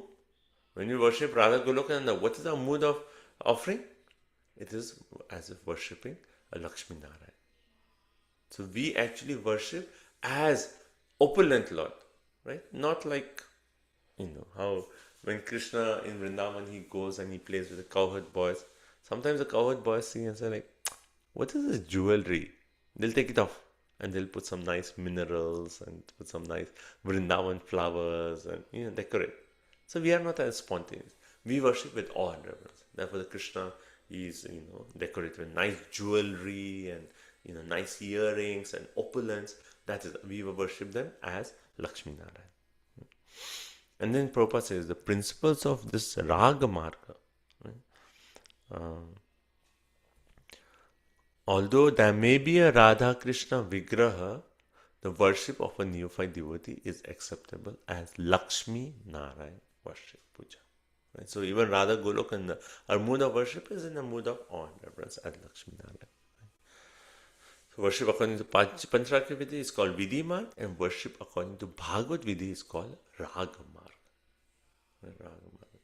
So Prabhupada says the principles of Raga Marg are especially for those who are elevated to the Vrindavan platform. Everyone's following?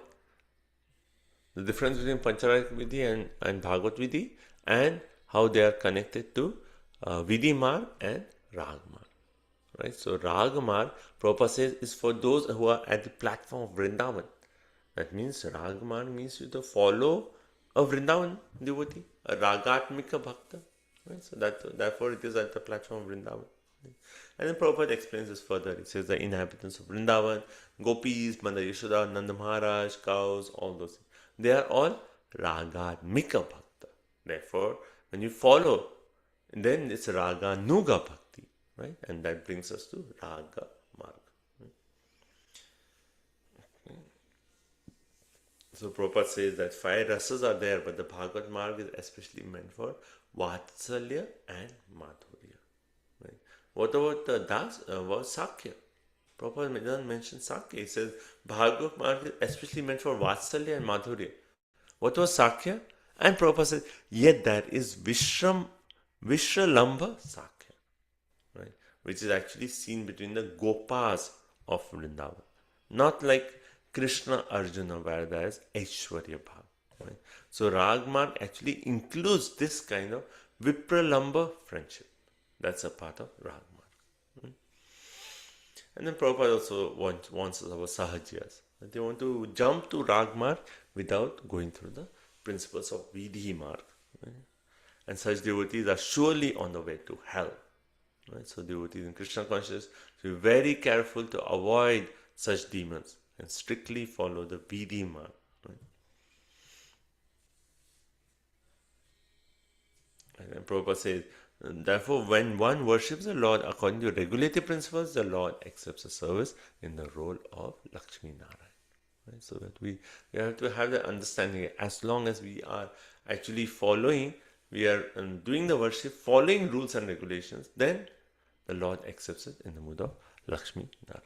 Right?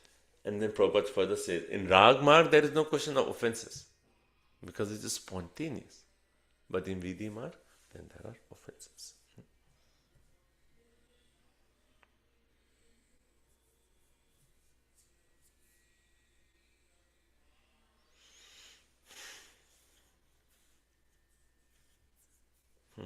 And Prabhupada explains this, how the beauty of the Lord is compared to a rain cloud. And he actually says that when it is so hot and you come out and it starts raining, that you just feel like, it was so hot, it was 48 degrees centigrade or 110 degree Fahrenheit, so hot, and then you come out and it's raining and just the first few drops, it's like so relieving, and so you just feel like, and Prabhupada says that feeling, that thus the Lord's body features are compared to clouds of a rainy season, because as soon as we see the Lord, it is just like the relief from the scorching heat of material existence. Right? So hence that's one connection of the Lord's body compared to rain-bearing clouds. Right? Okay. Right. And further Prabhupada he says in purport, the Supreme Lord attracts everyone. The word Krishna means all attracting. Krishna. Right? Similarly, the devotees of the Lord attract everyone. And Prabhupada quotes, Dhira Dhira Jana Priyo. Priyakaro. He's saying all the Goswamis of Vrindavan, they were equal to the Dhira and the Adhira. Right? So how everyone was attracted to the Goswami. So the qualities of the attractiveness, when someone takes some devotional service, then the devotees are also attracted. Like people are also attracted. So devotees, they also can attract everyone. Right? And then further Prabhupada says, the Lord gives more credit to his devotees than he takes for himself. So he gave credit to Arjun for winning the battlefield of Kurukshetra. Similarly, in the Krishna consciousness movement, everything is happening according to predictions of Mahaprabhu. But the credit goes to who? Srila Prabhupada. And certainly Prabhupada cannot write that, but he says, but the credit goes to Mahaprabhu's sincere servants. Right? Jai Srila Prabhupada ki jai. So nice point. Okay? Everyone okay? So we discussed which form of the Lord Shiva wants to see? Virat Rupa, right? Or Brahman effulgence. The form worshipped by his dear devotee. Devotees, right? And then after the description of the beauty, like the color of the skin, how is Sarva. We can all remember. After this class, just remember this. Sarva Saundarya Sangraha. When you see Radha Golokan, you can say, Oh Lord, you are Sarva Saundarya Sangraham. You are the sum total of all beauty. Right? Okay, so now 47, 48. Let's see, who's Gopinath Acharya or Pratna Mati? Are you able to read? Prabhu, Prabhu, is Lord Narayan also the color of Shamsundar? Because there are some sections where red is bluish, where Bluish, same, right? same as Krishna's color. Yeah, that's what we read, right? Like even like other descriptions where we have read of meditation on four-handed form, we always see the Lord always described as Shamsundar, like a rain-bearing cloud. I mean, the incarnations like Lord Ramchandra can be described as more greenish, right? So incarnations can be different color, but Narayan as such is described as Shamsundar, four-eyed Narayan. Okay. Yeah, Gopinath Prabhu, would like to read? Yeah. 47, 48. Yeah. प्रीतिप्रहसितापङ्गम् अलकैरूपशोभितं लसत्पङ्कजकिञ्चल्कदुकुलं हृष्टकुण्डलं बृहत्किरीटवालया हरा नुपुरमेकलं शङ्खचक्रगदापद्मा मालामणि उत्तमारिदित्मा. The Lord is super excellently beautiful on account of his open and merciful smile and his sidelong glances upon his devotees. His black hair is curly, and his garments waving in the wind appear like flying saffron pollen from lotus flowers. His glittering earrings, shining helmet, bangles, garland, ankle bells, waist belt, and various other bodily ornaments combine with conch shell, disc, club, and lotus flower to increase the natural beauty of the Kaustuba pearl on his chest. Thank you. So let's again go line wise. So Preeti Prahasita Pangam. Preeti means very merciful. Prahasita means smiling. Apangam means sidelong glance. Right. So first line is actually saying the Lord's sidelong glance, smile is actually very pleasing, right? Very which is actually very pleasing to his devotees. That means out of his mercy, the Lord's sidelong glance is actually a sign of affection for his devotees, right? The next one is Alaike Rupa Shobhitam. His curling hair, right, on his forehead, very, very beautiful. Rupa Shobhitam. Then Lasat Pankaja Kinjala. Lasat Pankaja. His cloth glows like lotus pollen. Right? So lotus flower, but the pollen is what? Golden color. That's how the cloth, the dhoti of the Lord is described, just like the color of the pollen of a lotus flower. And then he says, Lasat means it's like shining, like Krishna's dhoti is like shining like that. Then is right. Then next line is Dukulam. Right, Dukulam Mrishta Kundan. He's wearing what? Glistering earrings. Mrishta is glittering, and Kundala means earring. He's wearing glittering earrings. Okay. Then next 48 is Purat Kirita Valaya. Kirita means helmet. He has a shining helmet. Valaya means bangles. Hara means necklace. Nupura means ankle bells. Mekalam means a belt. And then he's holding what? Shankha Chakra Gada Padma. He's holding Shankha Chakra Gada Padma. Then Mala, he has a garland.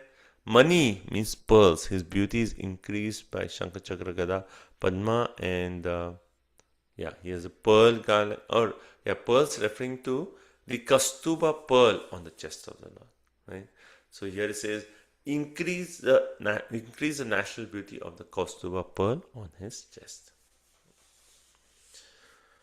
So Prabhupada explains this word Prahasita Pangam Panga, referring to Krishna's smile and sidelong glances at his devotees, specifically applies to his dealing with the gopis. Wow. So this purport is only Prabhupada's purport. Because Lord Shiva is explaining what? He's talking of Narayan. But what is Prabhupada saying? That this can be applicable. So probably Prabhupada is seeing that beautiful form and saying, oh, this form only the gopis, when they see Krishna, that is the description here. Krishna is always in a joking mood, and when he increases the feeling of conjugal love in the hearts of the gopis. Okay. Next 49. Prabhu, it's very similar to the Prahasitam Priyam Prema Vikshay, right? Okay. Priti Prahasitanam, and that is Prahasitanam Priyam. Oh, yeah. It's actually Lord Shiva is also in the same mood, because he is Gopeshwar anyways. Yeah. Actually, it's very interesting you made the point. Anyway, I'll make a further point when we come a little bit further. How these verses, one way it is actually, he's worshipping Narayan, but also his deeper heart, he's actually worshipping Shamsundar Krishna. So all that will be revealed. Yes, thank you. Okay. Okay, 49. सिंहासप्तशो बिभ्रात् सौभाग्यग्रीव कौस्तुभं श्रियान् पायित्वा क्षिक्तं निकषास्मोरसोलसत्. The Lord has shoulders just like the lion's. Upon these shoulders are garlands, necklaces, and epaulets, and all of these are always glittering. Besides this, there is a beauty of the Kaustuva money pearl, and on the dark chest of the Lord there are streaks named Srivatsa, which are signs of the goddess of fortune. The glittering of these streaks excels the beauty of the golden streaks on the gold testing stones. Indeed, such beauty defeats the gold testing stones. Yeah. Thank you. So it says, Simha Skanda. How is the shoulders of the Lord? Just like a lion. Lion. And then on the shoulders what? Tvisha Bibrit, the coils of the hair. So Krishna's hair is all the way on the shoulders. And shoulders are like lion. Right? And Prabhupada in purport says like the curling shoulder on the shoulder of a lion appear very, very beautiful. Like we can just meditate. If it's a lion, I mean lion is ferocious, but here we are seeing like the shoulder, like the strength of a lion, but then there is this beautiful hair on the shoulder. And then further he actually says Kaustumu, right? So there is a Kaustuba money here, right, on the chest of the Lord. Besides this, there is the beauty of the Kaustuba money pearl, and on the chest there is also Srivatsa, right? So these are two features that distinguish us, like how Brihad Bhagavatam Gopkumar went. He went to Vaikuntha, and they said, okay, just wait at the gate, and the Lord is going to come. And Gopkumar is waiting. And all of a sudden, he sees like a four-handed form. He said, oh, Vishnu, you have come, Vishnu, you have come. And I said, no, why are you calling me Vishnu? I'm Vishnu Das. I'm just servant of Krishna, Vishnu. And so even the four-handed devotees of Vaikuntha look like Vishnu, except these two features, Kaustuba Mani and the Srivatsa. Right? Srivatsa, sign of the goddess of fortune. So goddess of fortune is residing on the chest of the Lord as Srivatsa. Then the next one is the glittering of these streaks excels the beauty of golden streaks on a gold stone, testing stone. Right? And then in this such beauty defeats a gold testing. So if you see in the Sanskrit, it says Shipta. It defeats what? Nikasha Ashma. The stone which is used for testing gold, it actually even defeats the beauty of that. The Lord's chest excels the beauty of a testing stone of gold. 50. Krishna. Purarechaka samvigna vali valgudalodaram rati sankramayat vishvam nabhya gabhiraya. The Lord's abdomen is beautiful due to three ripples in the flesh. Being so round, his abdomen resembles the leaf of a banyan tree. And when he exhales and inhales, the movements of the ripples appear very, very beautiful. The coils within the navel of the Lord are so deep that it appears that the entire universe sprouted out of it and yet again wishes to go back. Hare Krishna. So beautiful. So here he's saying, he's talking of the Lord's navel and his belly. Right? So this is Pura Rechaka. So we have heard this words Pura and Rechaka, right? That Pura Rechaka, inhaling and exhaling. Right? Pura and Rechaka. Pura Rechaka. In yoga, they actually use these words Pura and Rechaka. Right? So it says the Lord's inhaling and exhalation. What happens? Like when we inhale and exhale, what happens to our abdomen? Then it goes in and out. But when the Lord actually inhales and exhales, the wrinkles on the abdomen, the three lines, they are so beautiful. That's actually described here, that the lines on his abdomen is like a banyan leaf, beautifying beautifully, which actually move with the inhaling. And so you can meditate like, okay, the abdomen of the Lord, and how there is three lines, and he's inhaling, exhaling, and the stomach and the abdomen is actually moving in and out. And further, he actually says the navel, and on that abdomen there is a navel, nabhya, and the nabhya is so beautiful that this is so, I mean, really, such a nice description that we know the lotus has sprung out from the navel, right? But the navel is so beautiful, and the entire universe is right here. The whole universe wants to go back, is attracted by the navel and wants to go back into the navel. So the navel is so deep and so beautiful that the entire universe wants to go back, is attracted by the navel and wants to go back. So Prabhupada in his purport actually, and even next few purports he mentions this, that the impersonalists, they worship who? Lord Shiva. Right? This is very common. The impersonalists, you'll see, they are devotees of Lord Shiva. But see, the impersonalists is like a slap on their face, that their Lord Shiva is himself meditating on the beautiful form of the Lord. They say what? Oh, Lord has no form. He is formless. And they worship Lord Shiva. And see Lord Shiva, what he's saying. He's saying, meditate on this form. Oh, foolish people. Mudamate. Meditate on this form of Govinda. He's actually showing, he's really meditating on the abdomen, the navel, and how while the breathing of the Lord is taking place, the three lines are moving in and out. So his meditation is not just a static form of the Lord. His meditation is the actual personality. 51. Text 51. Shyamashroniadhiruchishnu Dukhala Swarnamekalam Samacharva Angri Jan Gru Bhoru Nimma Janu Sudarshanam. The lower part of the Lord's waist is dark and covered with yellow garments, and the belt bedecked with golden embroidery work. His symmetrical lotus feet and the calves, thighs, and joints of his legs are extraordinarily beautiful. Indeed, the Lord's entire body appears to be well built. So beautiful. As I said, this was for meditation rather than philosophical explanation, right? So lower part of the Lord's waist is dark, covered with yellow dhoti, and there's a belt with golden embroidery work. And how are his lotus feet? Symmetrical lotus feet. Right? Extraordinary beautiful. Right? This is the Lord. So Prabhupada in the purport says how Lord Shiva is one of the 12 Mahajans, right? Mahajana ye nakatasa panta. And we should follow in the footsteps of Lord Shiva. How? Like how Lord Shiva himself is teaching us. Lord Shiva himself is saying, this is how you meditate on the form of the Lord. So we have to follow in the footsteps of Lord Shiva and meditate on our Shyamsundar Krishna, how Lord Shiva is actually explaining it to us. Okay, next 52. Gagandeep Prabhu. Krishna, text 52. Pada Sharat Padma Palash Rocisha Nakha Dhubirno Natar Agham Vidhunvita Pradarshya Savipam Apasta Sadvasam Padam Guru Margas Guru Tamojusham. Translation.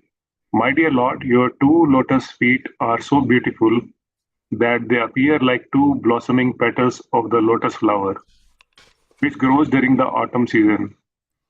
Indeed, the nails of your lotus feet emanate such a great effulgence that they immediately dissipate all the darkness in the heart of a conditioned soul. My dear Lord, kindly show me that form of yours which always dissipates all kinds of darkness in the heart of a devotee. My dear Lord, you are the supreme spiritual master of everyone. Therefore, all conditioned souls covered with the darkness of ignorance can be enlightened by you as the spiritual master. Hare Krishna. Right. So basically here, I'll start off by explaining how Vishwanath Thakur's sweet explanation, Rasika explanation, where he says that, oh Lord, till now I have described your beautiful form, but I am not seeing the beauty of the soles of your feet. Why? Because the Lord is standing. If someone is standing, can you see the sole of the feet? No, you cannot see. So he's saying, I have described the beauty of the form, but I have not seen the soles of your lotus feet because you are standing, right? Therefore he's saying, just raise one foot a little while you're standing on the other. So when you're standing on one foot, please raise the other foot slightly, right? Slightly. And while you raise your left foot, right? No, while you stand on your left foot and you raise your right foot, then I can see the markings on Krishna's right foot. And he's saying, and see the marking of the chakra, the flag, the thunderbolt, the gold, right? All these markings. And just by seeing that, seeing those symbols will destroy the fear of material existence, right? And so that's his explanation, that, oh Lord, please let me see the soles of your feet, because just by that darshan, all my anxieties or fear of this material world will get cleared out. Right? So Prabhupada in the purport, he actually explains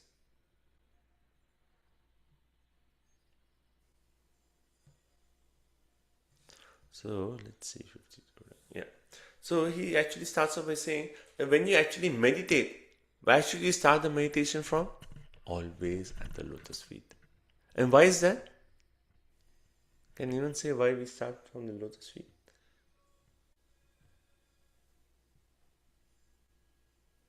That's our position is, right?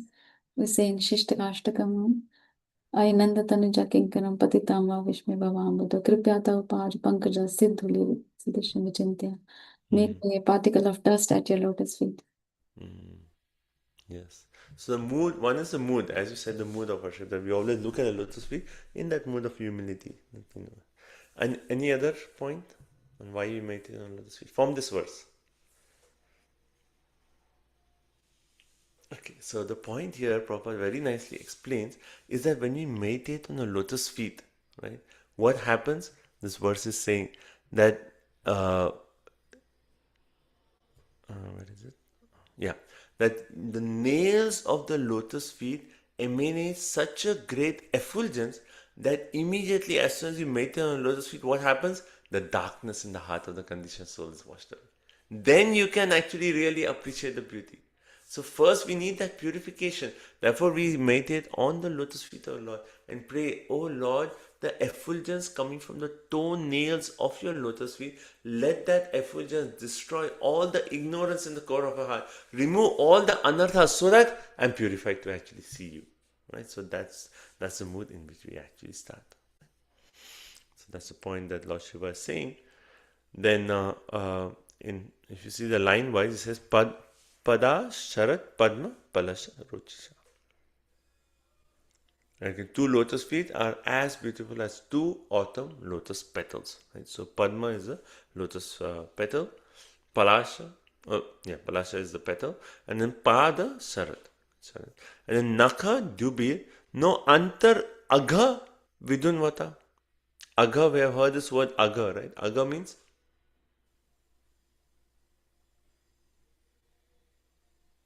Aghasura. What does Agha mean? Who means Papa? Sin. Yeah, sin. Like sin or anartha is in the heart. Oh, So okay. Nakha Dubir means the effulgence from the Nakha, from the nails of your lotus feet. Antar Agha, the Agha which is inside our heart, all those impurities, Vidunvata. Like Vidunoti, we know the word Vidunoti, right? Vidunoti Surasa. Similarly, Vidhanvata, right? It will wash away. Then he actually says, Pradarshaya Swiyam Apasta Swadam. Kindly show me that form of yours, which actually will dissipate all the darkness in the core and the heart of a devotee. That dissipates the darkness in the heart of a devotee. And Padam Guru Marga Guru Stammo Jusha. That you are, O Supreme Spiritual Master, you're the supreme spiritual master of everyone. Therefore, all the conditioned souls covered by darkness can be enlivened by you as their spiritual teacher. So you are the teacher of bhakti for us who are covered. Yeah. Oh, Guru, you are the teacher of bhakti for us. Okay, let's see in the purport. Prabhupada actually quotes, he says, he actually makes a nice point. In Bhagavatam, which is the lotus feet of the Lord? The first and second canto, right? We go to the Srimad Bhagavatam, we say how the first and second canto represent the lotus feet of the Lord, third and fourth represent the thigh, right? So similarly, how you start the meditation on the lotus feet, we start studying Srimad Bhagavatam from where? From the first and second canto. Step by step we have to read, right? So starting from the first canto, and as we progress further, then we, like the more and more the beauty of the Lord, it will be revealed to us. So, I heard in one of the classes, like, one guru came and he asked like, so how many of you have read the first and second canto? And then very few raised their hand. And then Maharaj actually was there. He said the point, if you don't know first and second canto, how will you even recognize the lotus feet of the Lord? Someone will come and say, I am Krishna. And you'll be like, oh yeah, you're Krishna. But without even recognizing the lotus feet, So the point is, by studying the first and second canto, one prepares one's consciousness to actually see the lotus feet of the Lord. Right? So that's the connection between Srimad Bhagavatam and the form of the Lord. Right?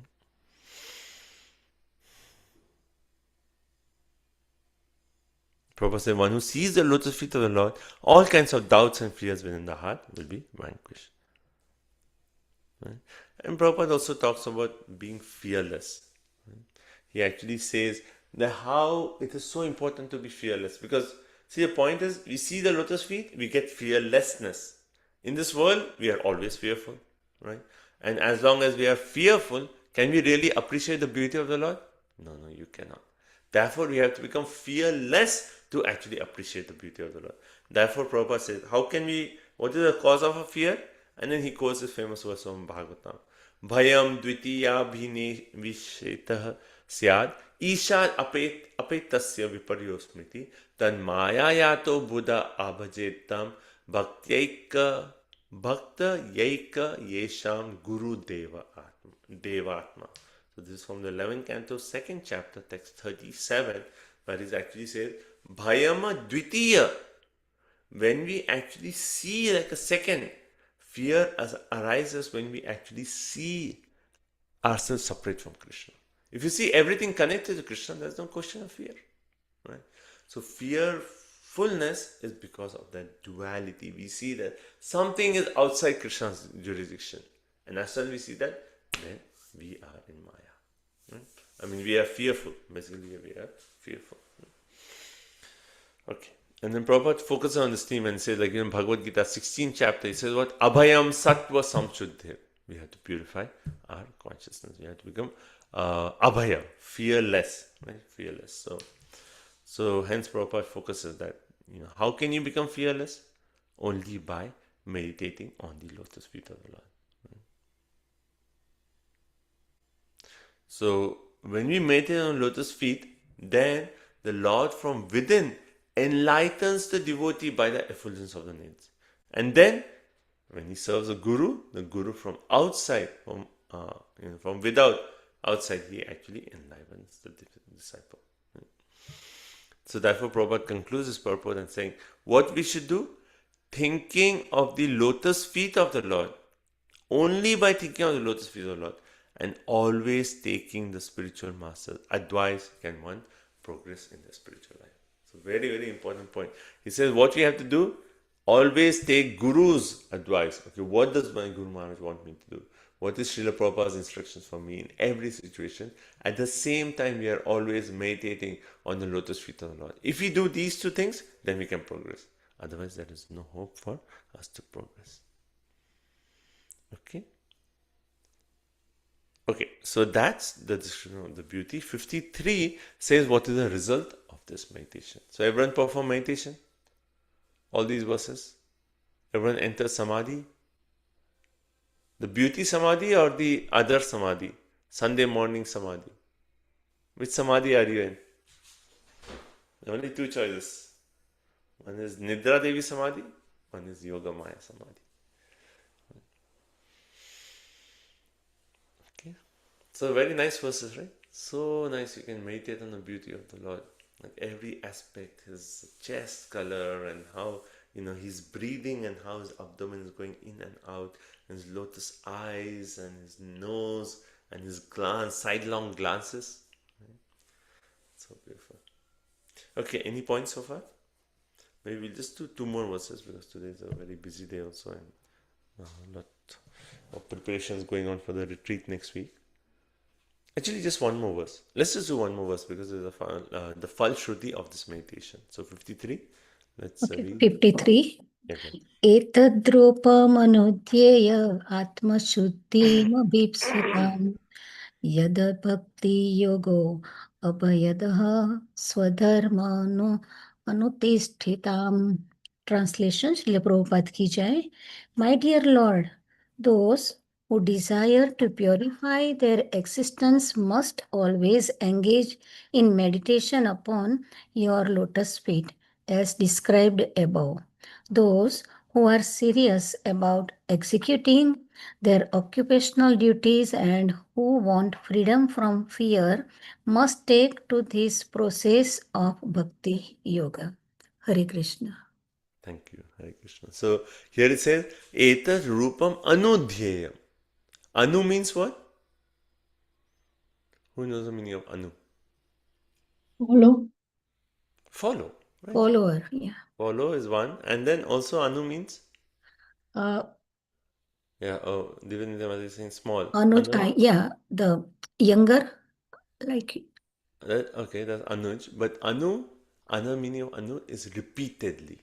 oh yeah, Anudhyaya means again and again. Etad rupam anudhyayam. So again and again one must meditate on the form of the Lord. Right? So we have to do dhyayam. So this is not like, okay, Bhakti Vaibhava ho gaya, ye section is done. Again and again we come to a section, read these verses, and again, by reading these verses, we meditate on the form. And what will happen with that? Atma Shuddhim Abhipsata. Anyone here wants Atma Shuddhi? Or is Atma Shuddhi already done? If you want, so here hence it says, this verse is saying, anyone who desires to have Atma Shuddhi must again and again meditate on this form of the Lord. Repeated. So Anudhyaya means repeatedly meditate on the form of the Lord. And then further it says, Yet Bhakti Yoga Bhyadaha. So it basically says, and this by devotional service. So those who are serious about executing their okay. So the next point is Yet Bhakti Bhyadyaha Swadharmam Anuchitam. So even those who are engaged in Swadharma, occupational duties according to Varna and Ashrama, even for them, if they want success, they want to be fear from this material existence, they should take to this process of Bhakti Yoga, which is this meditation on the form of the Lord. So basically, it's one way this verse is saying meditation on the form of the Lord is Bhakti Yoga. Because also our chanting of the holy name. When we are chanting, first the name is revealed and then the form is revealed. So Bhakti Yoga means finally it is dhyan of the form of the Lord. And through chanting, it's always through chanting. But through chanting, finally the form of the Lord should be revealed to us. So that's the meditation that we want.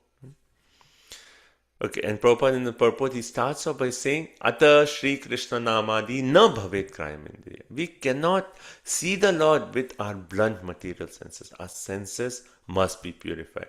And how should you purify the senses? By washing them? Yes? No.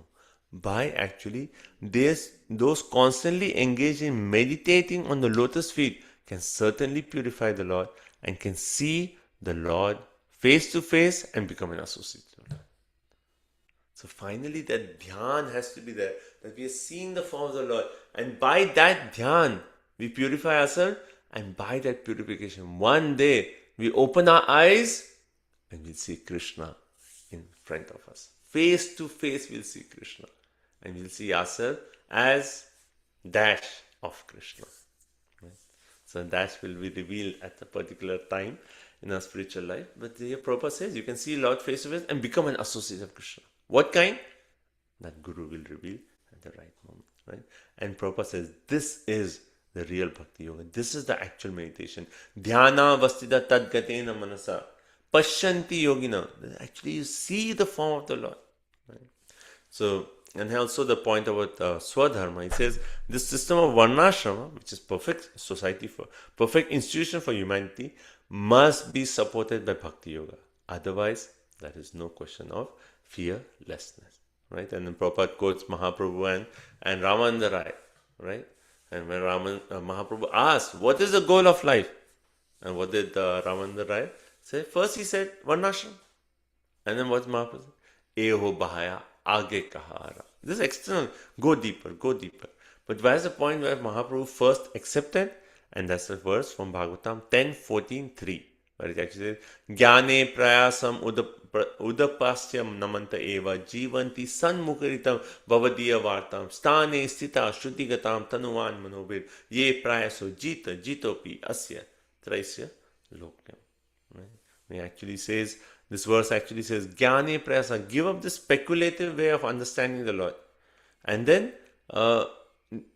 Jivanti Samukayam Bhavadima Sthane Sthita. Be okay, you don't have to change your ashram. You do your duties of your Varnashram duty, but at the same time you have to hear about Krishna. You have to submissively hear about Krishna, right? Sthane Sthita Shruti Gatam Tanuma. Shruti. We have to hear. And by that hearing, Krishna will be revealed to us.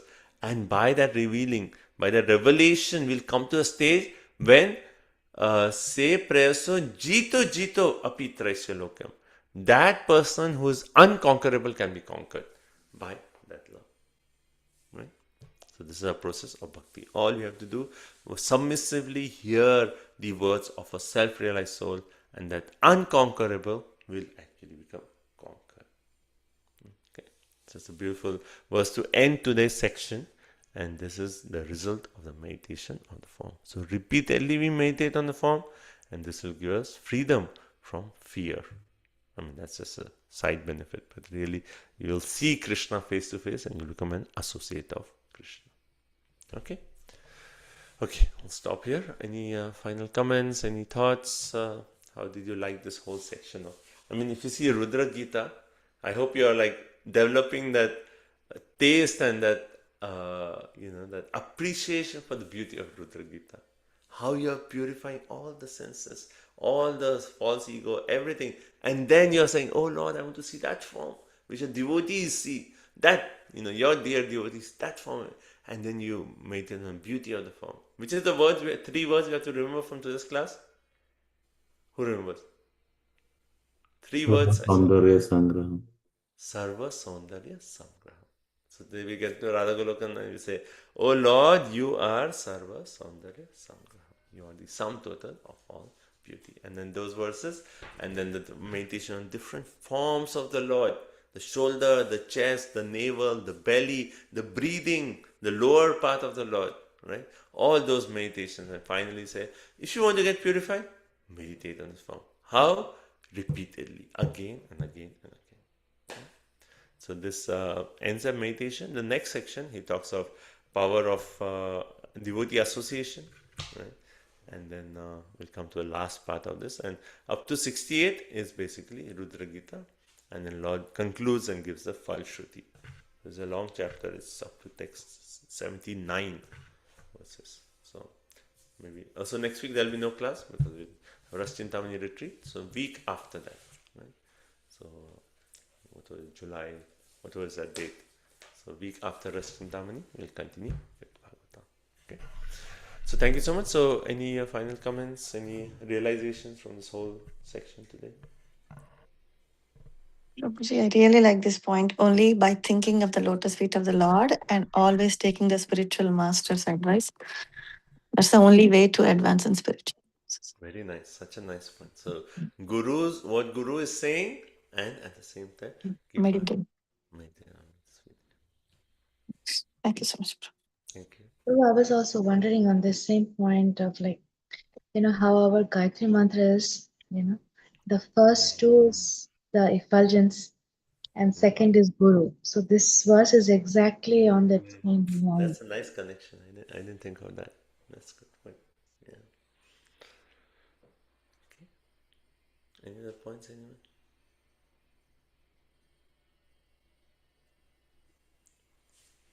Prabhu, I feel everything has been so simplified. Like I'm a new devotee, so sometimes it's like there are like too many things to think about, too many things to do, and I feel like I'm behind. But then it feels like it's just so simple. It's just so simple. There's no complication. There are no complications. Like one can learn so many things, but then it's just meditate at the lotus feet of the Lord. That's it. And then of course like listen to Guru's instructions. I don't have a guru yet, but eventually. So right now, Srila Prabhupada's vachan. Like for us, is Srila Prabhupada is our Param Shiksha Guru, right? Because we're reading Bhagavatam. How are we understanding anything from Bhagavatam? Only by the mercy of Srila Prabhupada. So Srila Prabhupada is our Param Shiksha Guru, and even after we take Diksha, still it is Srila Prabhupada. It remains our Param Shiksha Guru. Right? He's our founder actually. All the books, like Prabhupada himself said, these books are going to be the real, like the books, the law books for next 10,000 years. People are going to come and read Prabhupada's Bhagavatam, Prabhupada's Bhagavad Gita. Anyone who is spiritually inclined will come and take shelter of these books. Next 10,000 years, Prabhupada is going to be the Param Shiksha Guru for generations to come. So that faith in Prabhupada, and you pray to Prabhupada, and Prabhupada will show us the next steps in our spiritual life. But this nice point that finally it's like, yeah, so much philosophy, all that, and all it comes down to sit, chant Hare Krishna, Krishna, Krishna Krishna, Hare Hare, Hare Ram, Ram Ram, Hare Hare, and meditate on lotus feet of Lord. So Mahaprabhu has made the process so simple one. I'm so fortunate. Yes, thank you. Any other last points? I will stop here. Okay, so thank you all so much. So today is our Panihati festival. Come together. So the seva will start at 1:30 onwards. And we'll get all the pots and preparations and offering to Nityananda Prabhu. So it's very, very nice festival. All devotees coming together, offering seva, assisting Srila Raghunath Das Goswami in making a beautiful offering for the pleasure of Sri Nityananda Prabhu. So please do join us 1:30 onwards, and we'll have assembling seva from 1:30, and then 4 o'clock onwards will be Artik, and then Katha by His Grace Mukund Prabhu, and then Prasadam. Okay. Thank you so much. Srila Prabhupada ki jai, Granthra Srimad Bhagavatam ki jai, Panchakalpatarubhyasya Kripa Sindhubhyo cha Patitanam Pavanebhyo Vaishnavebhyo Namo Namo. Thank you all so much. Hare Krishna. Thank you so much. Krishna Thank you Prabhuji. for joining. Hare Krishna. Thank you so much, Prabhuji. Hare Krishna. Hare Krishna. Thank you. Thank you, Prabhuji. Hare Krishna. Very beautiful. Rudra Gita. Lord So Shiva's beautiful. prayer. Yes. Very nice. Thank you. Thank you so much, Prabhuji.